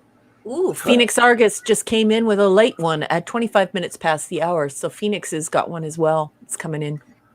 Well, let me get to that one. Oh, there we go, Crazy Pineapple. Must happen. Yeah, when I'm trying to read multiple ones, everyone, and they get separated, this happens. I'm so sorry. Sorry, Crazy Pineapple. C-. The good news, a Wesley episode that didn't completely suck. Also, the right candidate was chosen for Starfleet Academy. The bad news, you guessed it, we're stuck with Wesley. That is absolutely right. Let me make sure. And then let me see. Let me go to the bottom now. I think that was the only one I missed. And Phoenix Argus, 25 minutes past the hour. Oh, I'm almost there. Yeah, I'm almost there now. Okay, there we go. Yeah, Eric, I love homemade popcorn. I make homemade popcorn as well. I do it in a pot, and I use canola oil, and nothing in the world like it. The popcorn is so tender. I totally agree. Kettle corn, homemade is the way to go. I need to go make me some popcorn now. C+. C plus side for Phoenix August. Cute Starfleet officers in short uniforms reporting for very active duty, sir. A link to a greater arc and our first Vulcan for the series. Yep. What a 4. That's all. Okay, that's 1 of 4. Now we don't have the other ones yet. Yeah. So get those to me as soon as you can so we can move on. Oh, yes. Snortapoopus has it with walrus butter. I do love butter. I mean, I'm Irish, so obviously I love butter. Butter is a food group for me. And Crazy Pineapple says jalapeno popcorn. Ooh. Well, there used to be popcorn stores that had many different flavors of popcorn down here. In the mall. You remember the mall? Monkey Jeebus, welcome. Hey, Monkey Jeebus. Okay, where's this next one? Make Raquel eat Vegemite on popcorn. No, that's not going to happen. The negative side, what the hell is with ship security? How easy is it to steal a shuttle, and why? Why only the cadet? Only one cadet. Take Wesley. Already, yeah. Well, I'm with you. We're all with you there, dude. I totally agree. Phoenix. Now we're waiting on Phoenix. Third one, as soon as that one pops up. Man. Popcorn with coconut oil? I've never tried that. Coconut oil is best for popcorn. So they're made with coconut oil. Peanut oil is nice too. Peanut oil is very good. Popcorn oil can be reheated. I always bother with Orville Redenbacher oil, but can be reheated. I actually like it when I let popcorn sit a day and then eat it later. I like popcorn's it cold, so good. What have we done to the chat? Now we're all hungry. Yep. I was waiting on 3 of 4 there we gotta get moving here, Phoenix. So if you can, well, let's keep going, and when they come up, we'll read them while I'm reading. Okay. Let's go to Heart of Glory, folks. All right. I'm sorry, Phoenix. I don't know what the deal is, but we're gonna have to. Well, there's 3. Oh, okay, try to get that 4 up there if you can. I mean, let's see here. There's tractor beams and also transporters. Heck, use the emergency transporter on the shuttle. It was very lackluster for the trials. Very brief as well. 3 of 4. Wolfie wants popcorn now, and Crazy Pineapple says movie theater popcorn is cooked with coconut oil. Crazy Pineapple, I love that you're teaching me things. I did not know that, and now I'm going to try coconut oil. It has a high enough smoking point, and we have a chef here. That would be Mr. Angel. I would not usually want to eat with coconut oil because isn't it really super bad for you? But yeah, I'd like to know if it has a high enough smoking point. It must, right? If the theaters are using it. I do. I've heard that they use that for sure. I just don't know which is worse. Yum, yum, yum. Coconut oil. I'm definitely going to try it. Yeah, maybe I'll try that. I mean, I use the Orville Redenbacher stuff, but we don't have Orville Redenbacher oil here. I have to admit, we don't have that. Well, Phoenix, Hey, Bionic Belly Button, the Bionic belly button. Hello, beautiful. Oh my Popcorn with white goodness. cheddar seasoning. Yes. I also like the sour cream and onion, the dill pickle, like just about anything you put on it. Yep. Well, we're gonna Let's I'm I gonna think have we to should take go off, on. Phoenix. I'm sorry, man. We're gonna have to do it, guys, because it's getting too just slow. throw it in with your we got. Oh, there it is. 4. Okay, man. Okay, 4. Here it is. They should have used the trials not to weed out or select just one recommended cadet, but to assign them to their prospective careers. Yeah, we're going to have to move a lot faster than that on the next one because if everything gets, once we get by them there. So we'll hustle. And Bionic Belly Button, I love you. Yes, the dill pickle sprinkle for really buttery popcorn is delicious. And I love you. Thank you for being here. Mwah, mwah. Indeed. But thank you, Phoenix. We appreciate that. Okay. Our next episode, folks.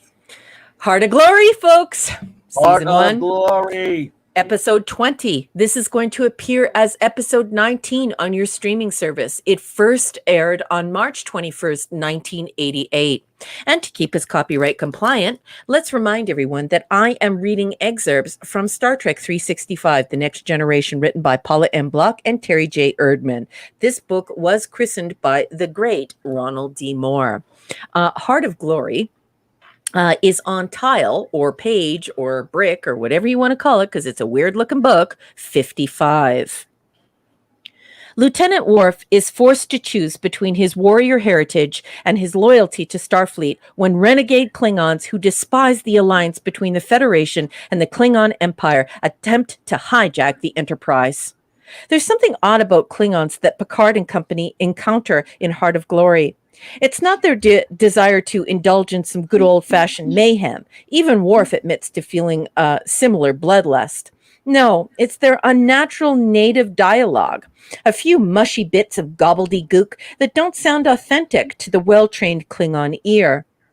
And there's a reason for that. The first time the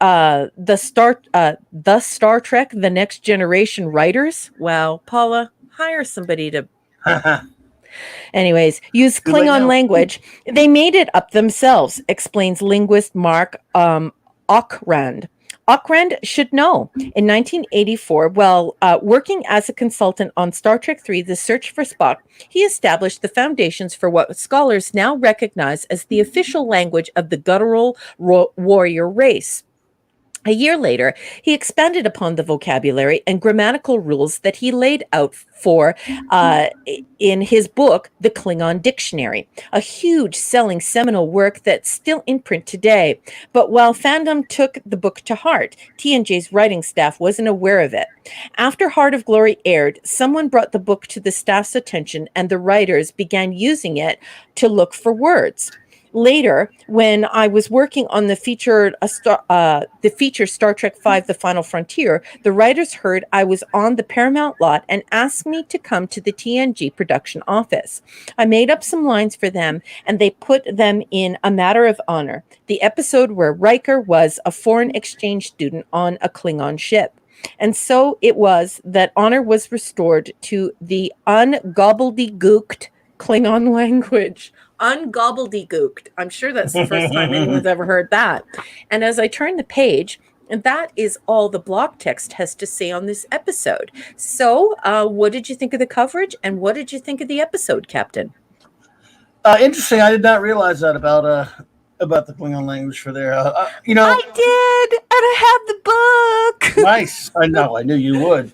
Always good to see the great Vaughn Armstrong. I mean, I love Admiral Forrest on Enterprise. So yeah, knowing that he first appeared, he was been in other treks as well. Yeah, he's been in a few, right? But yeah, I like this episode. I this is where they kind of start off the Klingons. It's almost like I don't know if you want to like the origin of the Klingons that we ended up with, or it's like the first one. It's like a retconning in a sense. They're not exactly. I mean, Trek 3 kind of did that a little bit as well, but as far as Trek 3 didn't tell you a lot about the backstory of Klingons or how they were, different things like that. It didn't tell you as much. This one does a little bit. This one kind of starts there. I like. Remember how there's this bit when they refer to their home planet as Kling. Yeah. Oops. Instead of Kronos. I know, it's so bad. We learn, and there's a line where we learn that Krug and his bunch of thugs in Star Trek 3 are apparently cowards because only cowards take hostages. Hostages, yeah, so, I know. But again, it was just, I guess it's a Klingon opinion, Maybe they were rotten, they were evil, murdering scum. Yeah. I think this episode kind of meanders a little bit at first when it, walking around on the ship a little bit at the beginning of it, but I think it tightens up. It becomes a pretty interesting character study for Worf. We learn a lot more about him. Yeah. This is our first sort of little nugget of learning about the Klingons, because there are some really good Klingon episodes in the future here. Yes. And this one is the first one that lays the foundation in a fairly entertaining story, I would say. Not one, like I said, just an episode that, well, wait a minute, what am I saying? There's no Wesley. It's the greatest episode ever made so far. Yes, isn't it great? It's a Wesley-free zone. Wesley-free zone.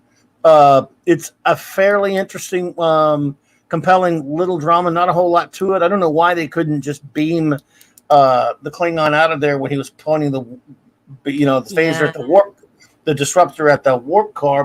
But that's nitpicky, I guess. Wouldn't it have been great if Wesley would have walked up to one of the Klingons and said, "Do you want this to be to get violent?" From the last episode. Anyway, go ahead, Captain. Sorry. No, that's a good look.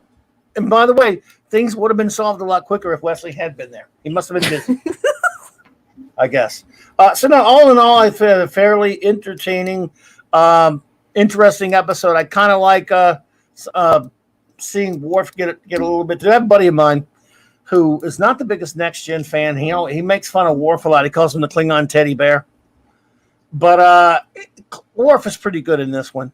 And his character standout episode, his first character standout episode. Yeah, I found it to be pretty entertaining. Yeah, because it's a Worf showcase, and as I alluded to in the previous episode, we're starting to see the writers harness this ability to flesh out these characters and endear these characters to us, and it's pretty late in the game. You know what I mean? This is season 1, episode 20. And we're only now beginning to showcase Worf, and isn't it great that this is also when this show starts to suck less? Yes, absolutely. Absolutely. If you want us to follow along with these people, teach us about them, tell us about them, make us love them, or hate them, or feel indifferent, or hope for them, or dream for them, and that's the connection that the viewer needs. Well, it's almost a turning point. I remember when we first saw this episode, because we were very lukewarm on the show. We were watching, as I said, I had these, I don't know if you call them meetings, telephone conversations with two or three different friends every time the episode would air on a Saturday night. Yeah. And we talk about, you see that thing, and we talked for a couple of hours about what, that was what we did with one or two different friends. So we talked about it. And this was one of the first times I go, yeah, that was pretty good. It was pretty interesting. And this actually, nothing really stood out to really annoy me in this episode. That's one of the few times I can say that so far. And so far to me, this is probably the best episode so far for me, I guess. I mean, it could be, I don't know. Yeah, I think it is. I mean, it is. It's starting to get there, right? And like I said, it's because a pattern is emerging with the writers where they're starting to realize that we're going to need some connections to these characters. We're going to have to feel something for them and about them. And so the Worf showcase, I think, is starting to bring it home. Indeed. So notes? So for my notes, I had some of the same notes that you had about the continuity issues. I also wrote Geordi's visor perspective is revealed. I remember in 1988 how cool I thought that was, because of course I was dreaming like Gene Roddenberry about a world where people who are visually impaired would have a device like that. And he managed to give us so many things. The iPad, the iWatch, the cell phone. He's given us so many things. And so I just remember feeling almost like I wanted to cry in 1988, because I was just, wow, look. I thought it was so great that somebody who was visually impaired or had reduced vision or uh, was able to see, and I loved that. I put in my notes wonderful sets. Whoever did the sets on just did a great job in this episode. The Klingon death ritual scream is great. I just absolutely love it. They could have done some house cleaning because deck 17, which is a very specific deck, they actually showed as deck 21. There's some dodgy prop making here. Obviously, we don't have Hua Chang anymore, so they go together kind of not so well.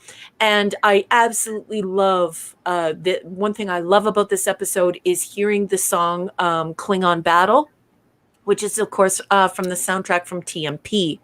I didn't like the fact that Worf and Yar call the Klingon disruptor a phaser, and they do it multiple times. Somebody should have smacked them about for that.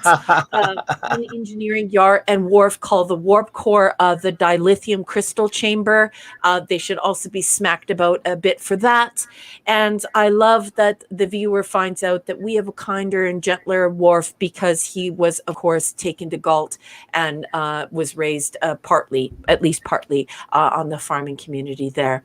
So no suck. There's no suck here. Lots of little tiny things that annoy hyper Trekkies, but we're starting to get out of the weeds. The suck is less. Yes, a turning point of an episode. Go ahead. Yeah, and not as many poopy diapers. I'm saying that for Wolfie. Yeah.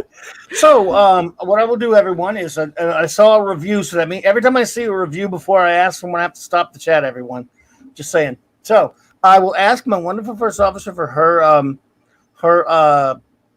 rating. Then I will give mine. Then I will ask you, all my wonderful friends in the chat, for your ratings and any comments you might have.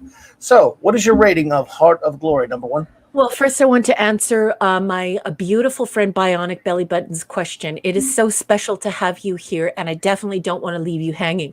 She says, how on earth did you notice that, Raquel? Deck 17 and Deck 21 totally went by me because I've been watching and rewatching it since it was possible. So for many, many years on January 1st, I begin watching Star Trek from the cage all the way to the end in 2005 with Enterprise. So, and I just absolutely love details.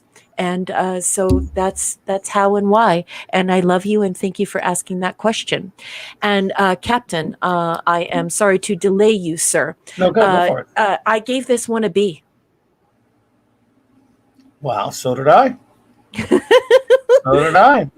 Yeah. Wow, it's a solid, entertaining episode, and no annoyance. When the annoyance factor is almost nil, that helps a little bit for sure. And it was fairly, well done episode. So there you go. Yeah, nice. Phoenix Argus. We'll start with you. A C+. It expands on Worf's character. Favorite character on TNG and DS9. That's your favorite. Okay, I got you.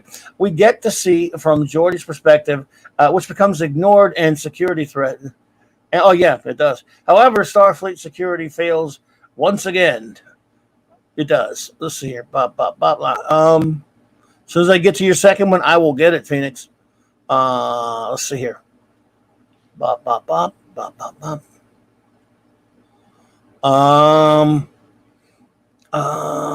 think this is the next one. I hope I'm not missing one. My eyes are garbage. So, all right.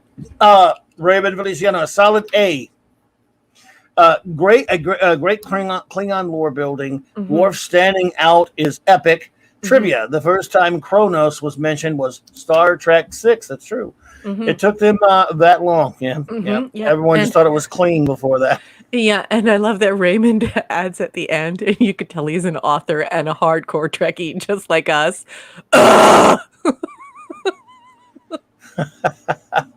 Great one, Raymond. Thank you, Indeed. my friend.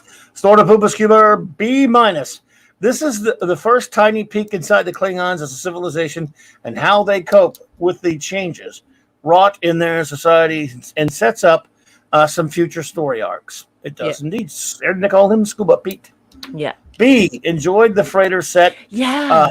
Like the MacGyver assembly of the Klingon disruptor. Yeah, I always like that as well. Yeah. Oh, Snorter was part 2 of 3. Doesn't anybody check for weapons? Yeah, I was wondering if there's no weapon scan in that brig, but okay. Or anything else. When non-Starfleet crew come aboard, Yar and security come off as especially inept. That is a good point, Snort. That is, that's so hard true. to argue with that. Hard to argue with that. Worf, of all people, conducts a tour of the ship, including all of the high security areas. Takes them to the battle bridge. Why go to deck 17? You don't take them to the battle bridge. You just, Yeah, those are very good points. Yeah. Anyway, it was actually deck 21. Sorry, everyone. Very, very good point. Yeah, that's well done, Snort. Well done indeed. Crazy Pineapple. B-. It's all about the Klingons. A bridge between the Klingons from TOS to TNG. As the Klingons discard the dead as empty receptacles, we can discard most of season 1 as a mulligan. Crazy Pineapple. Yes. That's a good one. It's a good one. Can't argue with that, buddy. No. Wolfie. 7 out of 10 Klingon Federation peace treaty. Yeah. The Kittimer Accord. The Kittimer Accords, indeed. And they mentioned Kittimer in this years before they talked about it later in Trek 6 and Unification. This is the first time we hear that that peace could even exist between the two. Yeah. A much watched Klingon episode. For me, this is the best episode of the series so far. I would have to concur with that. Yeah, I would concur with that. Indeed, indeed, indeed. Mr. Angel, A+. Klingons need, I say more. Klingons, I'm Klingon. So I need to say more. Oh, mighty Klingon, what can we give you to stop attacking? The boy, Wesley, the android, the counselor, an empty room for 2 hours and no questions. Kapla. Yes. Victory to you as well. We have Sandra. We have antiderivative Jill, our wonderful friend Jill. You want to take that one? 1 out of 4. Jill starts off with an A-. So she's given this episode an A-, and she says, my favorite parts of Trek are in this beginning sequence with the adventurous tone and the close exploration of the visor. Even if it is a bit weird, they're doing experiments during an emergency. For Renegades, I know how friendly they are with Worf compared to later episodes where he's treated like a pariah for his father's sins, though that has a satisfying conclusion in DS9. Mm-hmm. Yar pronounces Conmel dead before her team checks for a pulse, but the preceding escape and phaser fight was rad, so I'll forgive it. A heart, and then Klingon death ritual scream. And then 4 out of 4. When watching for the first time, I wasn't sure how Worf would react. The character and Klingon growth here is strong in his background and how important duty, honor, and loyalty is to him. Well said, as always, Jill. Nice job, Jill. Catman, a.k.a. D.D. Myers, I'll give it a solid B+. Yep, we're out of the weeds, aren't we, folks? Aren't we? Oh, aren't we all starting to feel good as we get to know these people who we've grown to love and care about all of these years? And this is really where we're starting to get out of the weeds. Yeah, it's a big start. It's a good start for sure. Sandra Feliciano, B, the characters are being fleshed out. Mm-hmm. It's good to see the show getting its legs. Yeah. Amen, indeed, sister. Indeed. Eric K. B. I liked getting to know Worf better and knowing how he thinks. You learn a bit about Klingon honor. Nice change from a whiny Wesley. Yes, Eric. Yeah. And Alaric just walked through the door. Eric, excellent comments as usual. But Alaric, welcome. So good to see you. Thank you for joining us. Is that Alaric Harrison? I can't see it. So. Yes. Okay. Oh, hello there, Alaric. Well, good to see you. Good to see you. Thank you for dropping in. Appreciate you. Let's see. Your Muslim uncle asked a question. Oh, you asked Mark Deep. Oh, you asked Mark with a question. I'm sorry. I thought he was asking us a question. Stephen Thompson. Let's see here. Lots of B. Lots of Worf background that grow future stories from. I believe Hurley oversaw writing at this point. Yes, the he did. Klingon battle cruiser scenes came from Star Trek: The Motion Picture. We are starting to leave poopy diaper Yeah. episodes. Yeah, it Yes. was actually a couple of episodes ago that Hurley took over, and actually Gene and his beautiful wife Magel or Magel, both are correct for those at home. They actually went on a trip to sort of deal with it, to not only deal with his illness, but also to deal with the fact that it might be too much to run the writer's room at this point.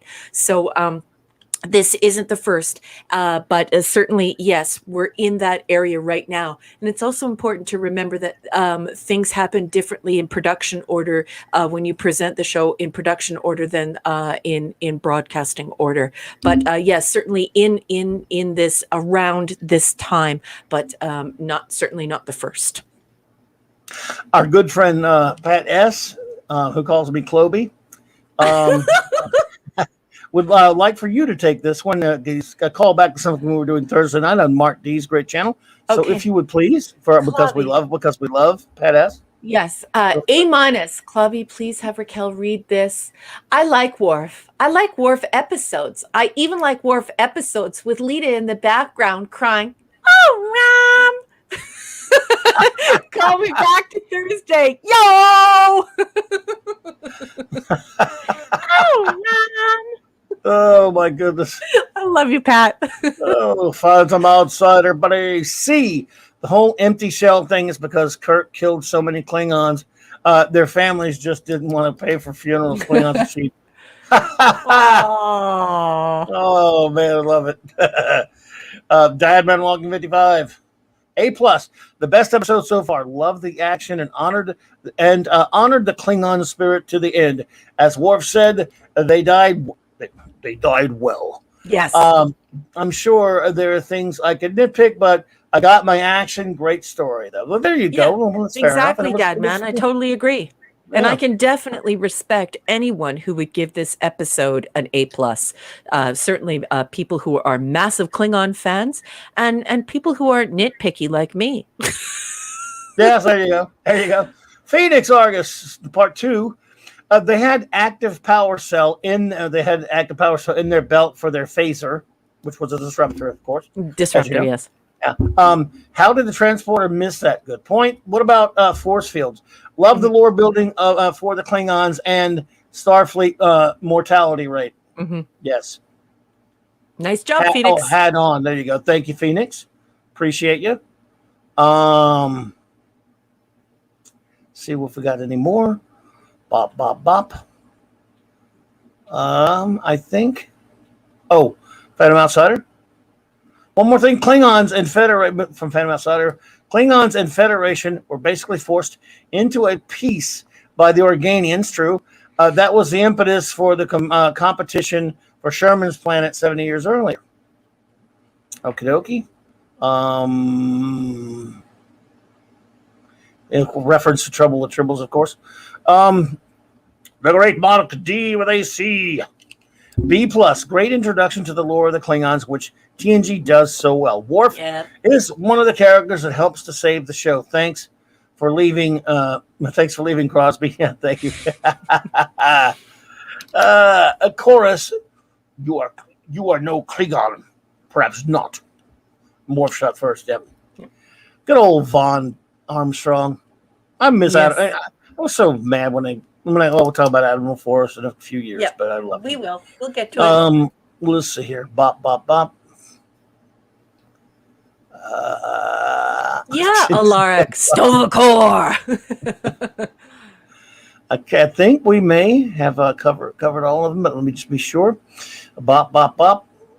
Bop, bop. Okay, I think we have made it to ready to go on to the next episode, I do believe. Our number 1, what do you think? Yeah, let's do it. Number 1. All right, no, let's go to the next episode. Number 1. That is, go for it. The Arsenal of Freedom, season 1, episode 21. If you are streaming, it's going to be marked as 20. This first aired on April 11th, 1988. And from the block text, we are reading from the block text, Star Trek 365, The Next Generation by Paula M. Block and Terry J. Erdman. This book, of course, is blessed by Ronald D. Moore. And we are on page or block brick number 56. The Enterprise travels to the planet Minos to investigate the disappearance of the USS Drake. But upon arrival, the crew finds no sign of the Drake or the inhabitants, whose civilization was renowned for its devotion to the manufacture of weaponry. While investigating, automated attack drones imperil the members of an Enterprise away team. Of an Enterprise away team? Boy, her writing is weird here. And Dr. Crusher is badly injured when she and Captain Picard tumble into a cavern. In the meantime, Geordi LaForge, left in charge of the Enterprise, clashes with a higher-ranking chief engineer as he attempts to keep a killer drone from destroying the ship. And we have another page, page 57. After a commissioned prop was deemed too big and unwieldy to use as the flying drone robot, Dan Curry went home and made one out of items he had liberated from the Curry household. He assembled the final version of the menacing drone from a large plastic Easter egg, a bottle that once held a children's shampoo, and a legs pantyhose container. I didn't bother doing a sketch, notes Curry. I just pieced it together intuitively. But if the drone referred to as Echo Papa Series 607 by the holographic arms salesman looked a bit goofy, so did the technician who appeared on stage. Everyone thought I was crazy, Curry says with a chuckle, but I decided to do the shot with the Echo Papa as a puppet rather than floating around via a standard motion control photography. I mounted it upside down on a rod, made a large shield of it myself of a green screen, and shot it in front of the green screen. I guided the little drone around, doing it all by hand, using Tai Chi movements. I thought this would convey a more natural sense of the drone flying through the planet's foliage, as it would not have the perfection of motion control movement. We were able to do all the shots of the drone in one morning. Curry also built a little space drone that creates havoc for Geordi up on the Enterprise. That one was painted black with streamers attached that were made out of white plastic shopping strips, he said. Shopping bag strips, sorry. That drone was mounted to a motion control rig to create the illusion of an invisible drone entering the atmosphere and heating up, which is how Geordi was finally able to locate it. We kept the camera shutter open for 5 seconds per frame, using a fan to keep the plastic strips fluttering in the breeze. I figured the result blur would resemble the flames and the hot gases that would surround a space capsule as it re-enters the atmosphere. Oh, and here's something juicy. Here we go, folks. There's another tile, and this is juicy. Ever wonder why the likeness of licensed action figures are a hit or a miss? That's partly due to the size of the figures. It's hard to put much detail into a face that measures less than an inch across. Then there's the matter of references, artistic references, that is. A standard studio headshot doesn't give a toy manufacturer much to work with.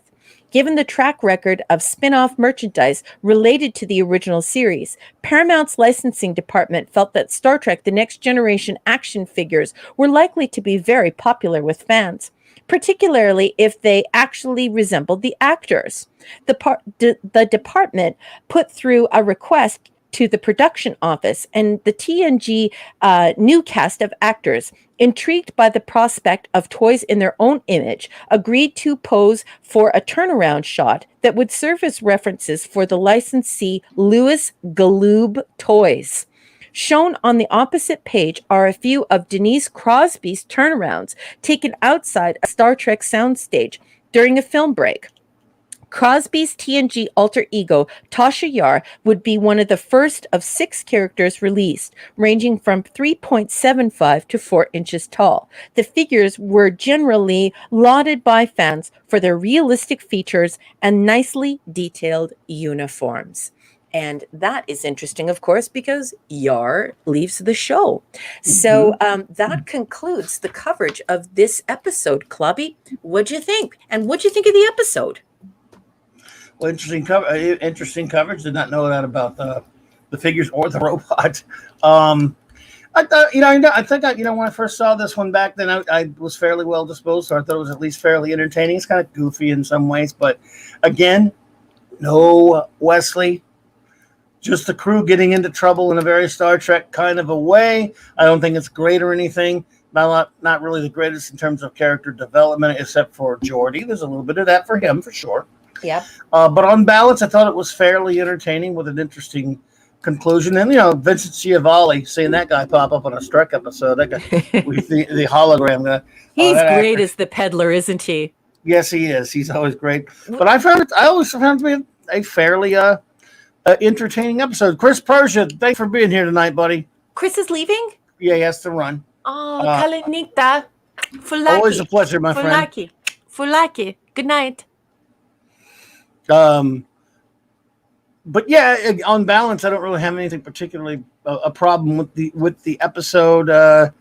It's fairly straightforward with some interesting action and some of the stuff. I think the character stuff with Geordi is okay. I don't like what's his face Logan that much. The guy who he fights with over the Chief Engineer Logan. Yeah, Chief Engineer Logan. Who I'm glad that guy didn't stick around. I don't like him too much. But yeah, terrible character. Yeah, he wasn't a very good character. He was not really well handled.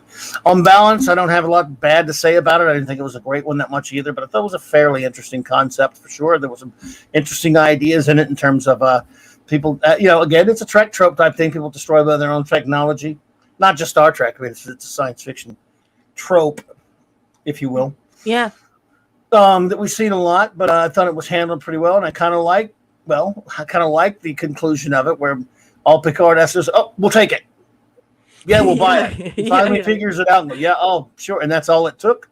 Kind of interesting, I thought. I would think that was okay. So I think it's a fairly solid, fairly entertaining episode. Nothing really all that bad to say about it. Yeah. I totally agree. And obviously we're now seeing this is the Geordi showcase, right? So, we're getting to know Geordi a little bit better. So for my notes, I just said in my notes, the original storyline portrayed a tender and romantic love confessional between Beverly and Jean-Luc. Although he was ill and had been removed as the head of the writing team, by this point, Roddenberry vetoed the love story and it was removed. So he did not want love stories on Star Trek. And it's very important that people should realize that. Chief Engineer Logan is a jackass, I have in my notes. Yeah. And I also have in my notes, Gates McFadden is a wonderful actress and gives an excellent performance herein. And then underneath, of course, I have, this is Geordi's showcase. And that's all I have for my notes. Snail Messiah, welcome. I've never seen you here before. Hello. Hope I'm saying that correctly. Yes. Yeah, well, no, I thought, again, it's fairly I've always thought it was a fairly entertaining episode. I can remember when I first saw it, when it came on, I thought, yeah, that was kind of okay. Again, we had like 2 weeks in a row where we saw something that we thought was certainly, there was a Trek feel to it, and it was relatively well done and not a lot to complain about and pretty interesting in some ways. So all in all, yeah, I'm well disposed towards the episode. What would be your rating of the Arsenal of Freedom? I gave this one a B-. We keep hitting the same exact ratings. It's weird. B-. I mean, this is 3 times in a row, I think. You're literally one of my best friends in the whole world, of course. I'm not kidding you. I'm like, wow, it's weird this week. It's the same one. So I have a B- also. What about you, our wonderful chat? Please give your rating of the Arsenal of Freedom and any comments you might have. And I know that'll pop up shortly. I snail around from time to time. Well, we're happy to have you, Snail. We appreciate you. And we get to see a saucer sepper. Yes. That's always fun. Yes. Let's see, make sure I got the beginning of our reviews. I agree with Mark said earlier, but it should have been Crow T Robot as the. All right. Antiderivative Jill. Oh, okay. She didn't have a long one. I didn't have time to rewatch, but I remember liking it. The seller, the idea of the AI, and the fun solution to just buy the weapons. Yeah, I like that. I got to admit, I thought that was pretty clever there. And somebody said it in the chat, and I love that they said that in the chat too, because it's something that I regularly yell out you at the end of the episode. And how you paying for that? Yes, put it on our tab. Yeah. Bill us to the Federation. Sandra Feliciano says, nice to see Geordi get screen time. She gets a B, of course. Possibly a warning to not allow our machines to get too much autonomy or intelligence. Absolutely a warning for that. Snowdobubus Cuber, 1 of 3, B-. This is a decent, if simple, plot. And for now, the ongoing saga of the ever-changing chief engineer. Yes. I can see why this one was. Yeah, I can see why this one was probably fired. Yeah, when after Geordi's report, and the guy was being such a jagoff. You're right. They should have done. We talked about this a little bit. They probably should have started the show out with a one set in stone. An engineer, whoever you want to make. That's so helpful. Part 2, Geordi is large and in charge, if a little green and lacking confidence. Meanwhile, the ship is threatened by the used car salesman from hell. Yeah, the peddler. I thought that Geordi did a pretty good job. I really like that he listened. And I think it's really important that when you're in a leadership position, that you always get the best people in the best positions that they're incredible at, and then you get the hell out of their way. And I really like that Geordi recognized the expertise of those around him, and then was willing to get the hell out of the way. I love that kind of leadership, and that's a leadership style that I think everyone appreciates. Indeed, absolutely. I would like to think that the USS Drake was named after my first role-playing game character, but somehow I doubt it. Well, you never know, Snort. You never know. Crazy Pineapple C. It was Geordi's time to shine by taking the center seat. Yeah. For Beverly, doesn't it get hot wearing a lab coat in the jungle? Finally. Yeah. It was Tasha's best episode, but that's not saying much. Yeah, what's really weird about that Crazy Pineapple is there's a lot of factoid lore, and I've found no evidence of it. But they said that there were fleas in the sand that were eating Picard and Crusher, and I find that hard to believe, because why would they use dirty sand, and where would the fleas come from, and why would you have fleas in the studio? Because of course that scene obviously would have been filmed in the pit. Well, actually, you wouldn't even have needed the pit, right? So yeah, I've never understood why people say that, but anyway, just talking out loud. Sorry. Mm-hmm. No, there you go. Okay, B. I am from the good lollipop. Yeah, I like that. Yeah. How did they not beat the Borg or Dominion with all these new weapons? So they bought the whole works. Yeah. Eric, excellent comments. Scuba Pete. Yeah. B. I enjoyed this one. There you go. Yeah, I agree, Scuba Pete. R.N. Feliciano Raymond. B. 2 pieces of the Enterprise. Yeah. A great action adventure. Great to have Geordi showcased. There is hope. Yes. Yeah, Raymond, right? Indeedishness. 1 of 2. One of 2. Wolfie. Let's see. 9 out of 10 attack drones made from pantyhose containers. Beam me down. We had a chief engineer. Yeah. Replace that dunce. Enjoy the saucer separation, because you won't see it again until Wolfie 359. We'll see. Really? I'm not sure. Wolfie 359. Now, they mentioned the planet Wolfie when they're fighting the Borg, which was named after an Outer Limits episode called Wolf 359, by the way. Yeah. But I don't remember a saucer set. But maybe yeah, okay. I think there may have been. That was like, because they were at Wolf 359 in Best of Both Worlds, and then they showed a little bit of it again in the first episode of DS9. I can never answer questions of this nature because I watch in production order and broadcast order. So I can never answer these questions of this nature because, of course, the order is totally different for me. Gotcha. Buddy Pat S, B plus, guys. I'm super sleepy, but I shall make it to the end. We'll work on you, buddy. We'll try to help. We'll try to help you stay with us, brother.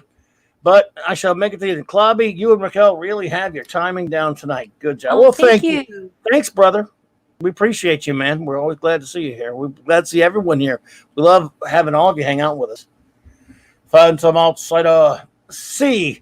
As obviously Starfleet never made good on the promise to pay, I think they will be sending a collection agency to them, especially since the machines would have been good at Borg. Removals. Yeah. Removals. Okay, I need to move my screen closer. Removals they were. Okay. Yeah, they were. Yeah. Gotta find the second one. As soon as I get to your second one there, Phantom, I'll hit it. Yeah. We'll Mr. Get you, Angel. A. Loved the whole destroyed by own creation story that salesman rolling on the ROFL.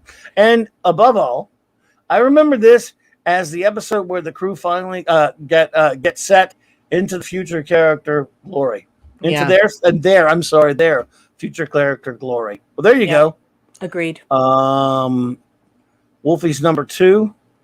Oh, there we go. Okay. Love the back and forth with Riker versus Drone. No, my ship is a lollipop. It's a good ship. I love it. Yeah, it's great. Inner Shirley Temple. Yeah. Yeah. Poop diapers burn up harmlessly in the atmosphere. Wolfie, I love you. It's always about diapers at some point. Yeah. Love it. Love you, Wolfie. Oh, there we go, Phantom. I got you. Also adaptive. If the Federation actually followed up, their failure to pay is going to bite Picard later in life if he ever needs a loan on the winery. Yes. Yeah, but you are correct when and of course your comment was broken up because of the nature of the chat, but you are correct. If they were ever going to master adaptive tech, this would have been an opportunity to seize upon, and of course they don't, and later on that will become very clear when they encounter the Borg. So great comment. Well, yeah, as demonstrated so many times, they forget their own episodes because again, they said that in that other episode that they said that Benzite Murdoch or whatever was the first one in Starfleet, and later boom, but they don't pay attention to that kind of stuff. They don't look back on old episodes. Kalel, 48. A.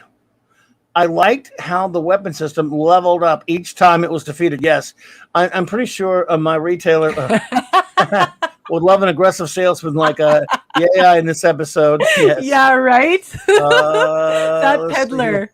And I love that actor with his perpetually long-looking face, and he always looks as though he has these terrible dark circles underneath his eyes. He's positively sinister. I just love that actor, and he's so great in this role. Oh yeah.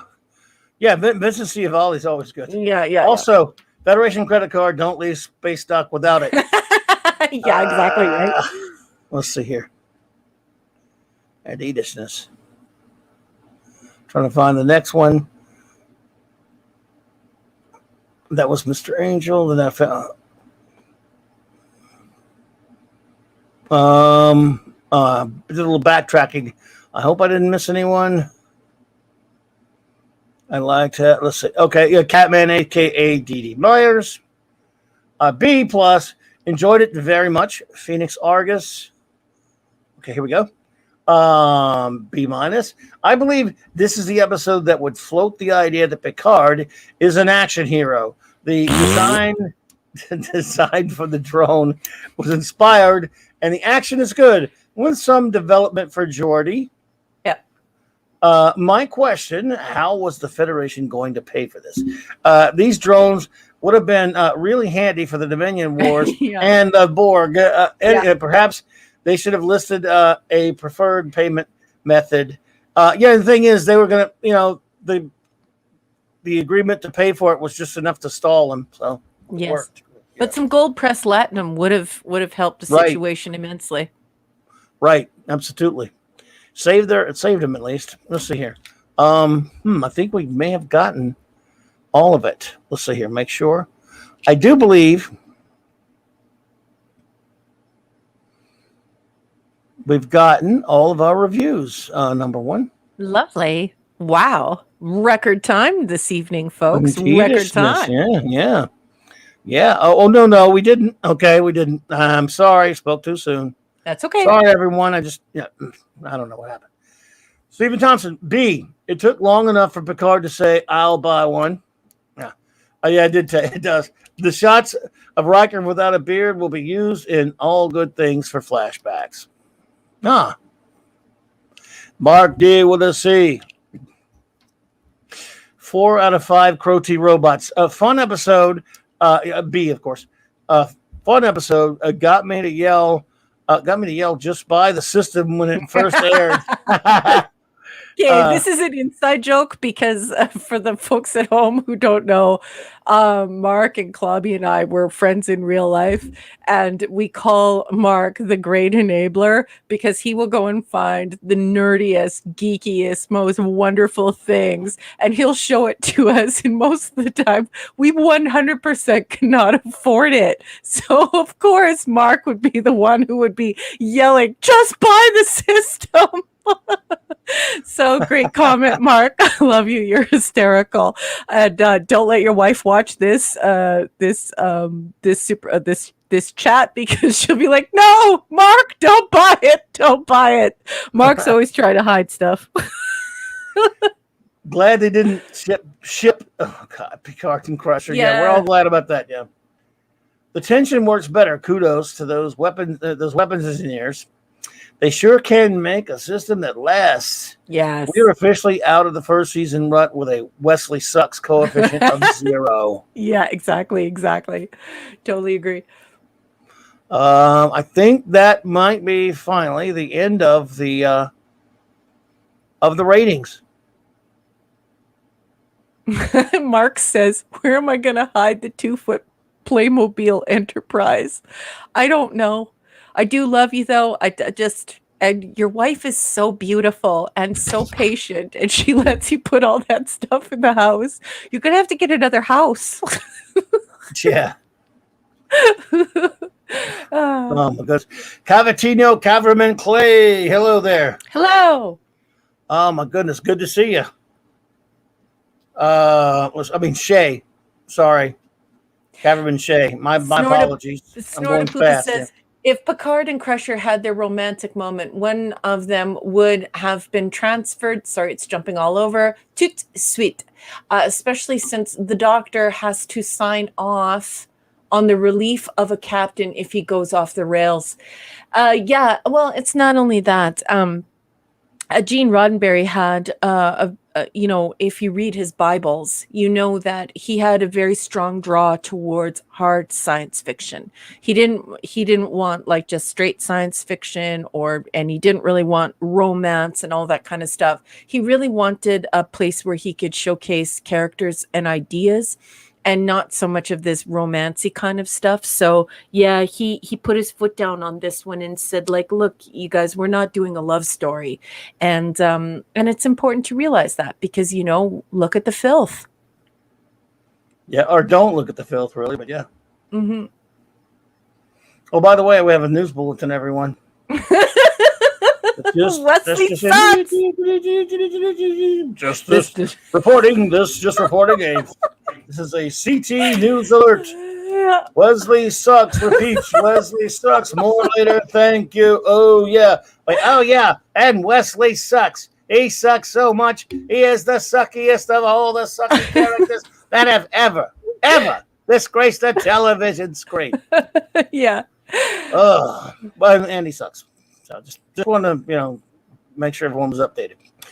Well, I'll tell you what, man, what a fun time it has been tonight, as it always has been. Number one, it flew by, of course, and what a great crew we have here. What a great bunch of friends hanging out with us. You all amazing. You're all amazing, and we've got. What do we got? How many more episodes we have to go down? Let's find out. Let's check. let's see where we're getting close to season. Well, we're on 21, and we have 178 to go. No, I mean for season 2. I mean. Oh, for season 2. I'm not sure. I would need to check. Season 1. Let's season 1. Let's see. Or season 1. I'm sorry. I'm sorry, folks. Behind the scenes, right. The reason why I seem so far away this evening, I might as well just confess now. I'm currently babysitting my daughter's dog, and the two dogs are having some issues with one another. There's a bit of chasing, and there's an old dog and a very young dog, and I'm actually really impressed with their behavior this evening. So I have one dog that has who is in cardiac failure, and she's quite aged. And then I have a very young dog who is very sweet. And so lots going on behind the scenes here. It's a bit like Benny Hill. Oh my goodness! One's a girl, one's a boy. So, love it. I love that music. Well, we have 5 more to go for the season. Okay. You don't want to try to tackle 5, do you? You want to just leave it at 4 and then combine it with let's the second do 5. Season? Let's tie up. We don't have to. You want to start? So you want to start season 2 fresh then by knocking out 5 next week? We could. Yeah. But if we're doing that, it's only fair that we tell our friends out there that we're doing that. Yes. So, can you handle 5, folks? I mean, that'll end us for the first season. But I don't know. We could start the second season. And we could just blend them. I mean, we could still stay with 4 if you want. I mean, it's not a problem. Yeah. Well, it's up to everyone, but I think we should clean up on aisle 1 and just put season 1 to bed, and I think we can do it. I think we can do it, team, if we all keep our comments brief and our belly laughs long. I think we'll be able to do it. All right, we're gonna. Hey, we are a Starfleet crew after all, folks, and not really like Raquel really is one, but I'm just saying, figuratively speaking, we're on the ship, the USS Clobberin times. And my crew could handle 5. What the hell? Yes. So emergency. We're going into emergency mode next week, folks. We've got 5: symbiosis, skin of evil. We'll always have Paris, conspiracy, and the neutral zone. We're going to knock out 5 next week, folks. Yeah. So we can get started afresh on season 2. Yes. So fresh you could slap it. Jill, we made good time. By the way, I'm with you, Jill. Thank you so much for that. But yes. So, you're right. Oh, and now we're getting a 4 vote too. We got a 5 vote and then we got a 4 vote. We're getting 5, 4. There are lots of 5s in that chat. Oh, Mark, I'm sorry. I think you might have been outvoted, sir. Let's see. Now I have to react how long the show will last. Oh, dude. Not by much, though. Not by much, man. Oh, look at the 5s. The chef comes in with 5. That's Mr. Angel. And Wolfie. Oh, there we go. Now Eric's 5. A 4. We got 5. Oh, Eric's a 4. D. Bud Martin, do 5. Yes, Bionic. We're going to go with 5 so we can get that done. Yeah, Bionic Belly Button says 5. 5. Yeah, a lot of people want the 5. Yep. But hey, we can do it. We'll do it quick, though, I promise. I mean, we can't watch them quick. I realize that, but yeah. Sorry, Mark. I don't think that affects your number, Mark, does it? As far as how long the projection? We did that before and we added an extra episode when we were ending the other seasons. We always like to finish the season up. Yep. We do. We like a clean break. There are 26 episodes in season 2. Okay. For example, let's say there were 3 left to go instead of 5, I'd just do 3 and then we would start season 2 the week later. Yeah, we're like that. We like a clean break. So we're going to do 5, folks, next week. You can handle it. You're tough. I know you guys. I trust you. So, well, I'll tell you what, a little bit of a show note, and then we will get out of here. Let's see here. Of course, tomorrow, folks, it's the big day that I've been talking about for months. Because, in fact, if you're in the Eastern time zone, it's already August the 8th. And where this comic book was published was the Eastern time zone. So, 60 years to the day, Fantastic Four #1 was released. The most important comic. This is one of the 3 most important comics of all time, meaning Action Comics #1, Detective Comics number 27, and this. Easily the 3 most important comic books ever published. And this is certainly the most important Marvel comic ever published. Marvel's first family debuted 60 years ago. Wow. Today, if you're in the Eastern time zone. Yeah. And one of my loves in life, of course, is the Fantastic Four. Mm-hmm. That's an interesting question. By the way, welcome 1903 TX. Are we going to skip Shades of Grey? That's an interesting question. No, I don't know. It's a clip episode, but I don't know if we'll skip that one. Snail Messiah doesn't want the show to end. He's like, look, I just made some popcorn. Weeps a little. We appreciate you there. So anyway, Fantastic Four, we will be celebrating their wonderful 60-year anniversary. Yes, Joe. Shades of Grey was a clip episode. Back then, TV used to do clips episodes to save money. Mm-hmm. But anyway, so yeah, tomorrow, 4 p.m. Central Standard Time, it is time to celebrate, and we will do so with the Global Geek Gang. And I thank you all. And then, of course, Monday night, I will get Jack Kirby month continues. Look at that handsome face. Celebrating this great man, the king of comics, all of what the hell? Sorry for the pinging. All of what's that? Somebody we have some pertinent information coming through, everyone. Let's see what this is. What's going on behind the scenes? Other than dogs chasing one another on my end. I'll show you when we get. Okay. All right. Well, Jack Kirby month continues Monday night, 8 p.m. Central Standard Time, folks.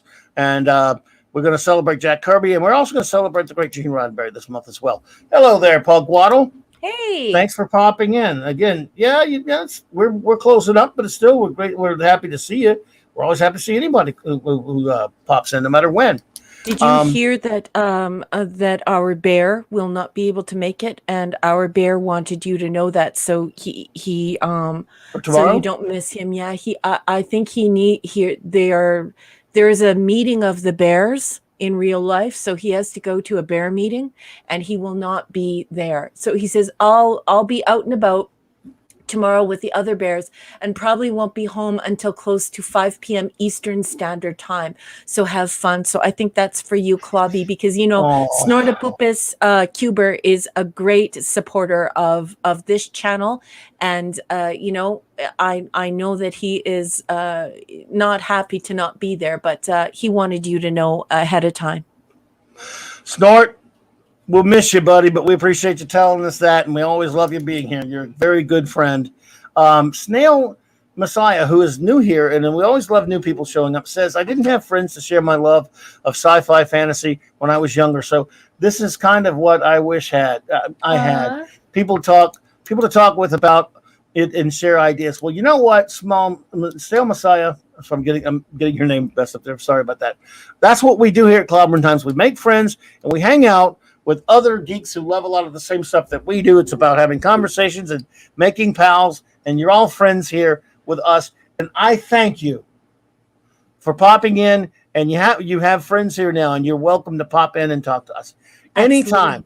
Absolutely. That's what Clobby and I, when we were talking about doing this together, one of the things we said is, wouldn't it be great if we could create an atmosphere where it was like it was before the cons went totally corporate, where you could sit down at a table and there would be other geeks and nerds there, and you could just talk Trek, and you could just laugh and talk about the things you love, talk about the things you hate, and just be great friends.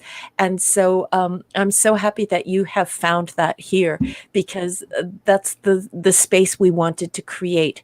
And I thank my captain, my great captain, for giving us this space to do it. Well, before we get out of here, my wonderful first officer, please tell them about your literary works. I posted a link in the chat there. And tell them, because everyone, for those who do not know, my wonderful first officer is a writer. Yeah, well, thank you so much, Clobby. Yeah, I write science fiction. I like the short story fiction forms. I especially love flash fiction. So, if you like things like Philip K. Dick or old Outer Limits or old Twilight Zone or Edgar Allan Poe or even the science fiction from Sir Arthur Conan Doyle, I write in that sort of style, and it is a short story and flash fiction, and you can buy it at Amazon, and you can also get it on your Kindle device, but you can download it onto any device from Amazon. And I just want to say thank you to everyone who has supported my work and who has left the folks who have left wonderful ratings for me. I appreciate your support so much, and I hope one day that I can drum up enough interest that I can do a short story collection and get a physical copy signed to you all. So thank you so much for that.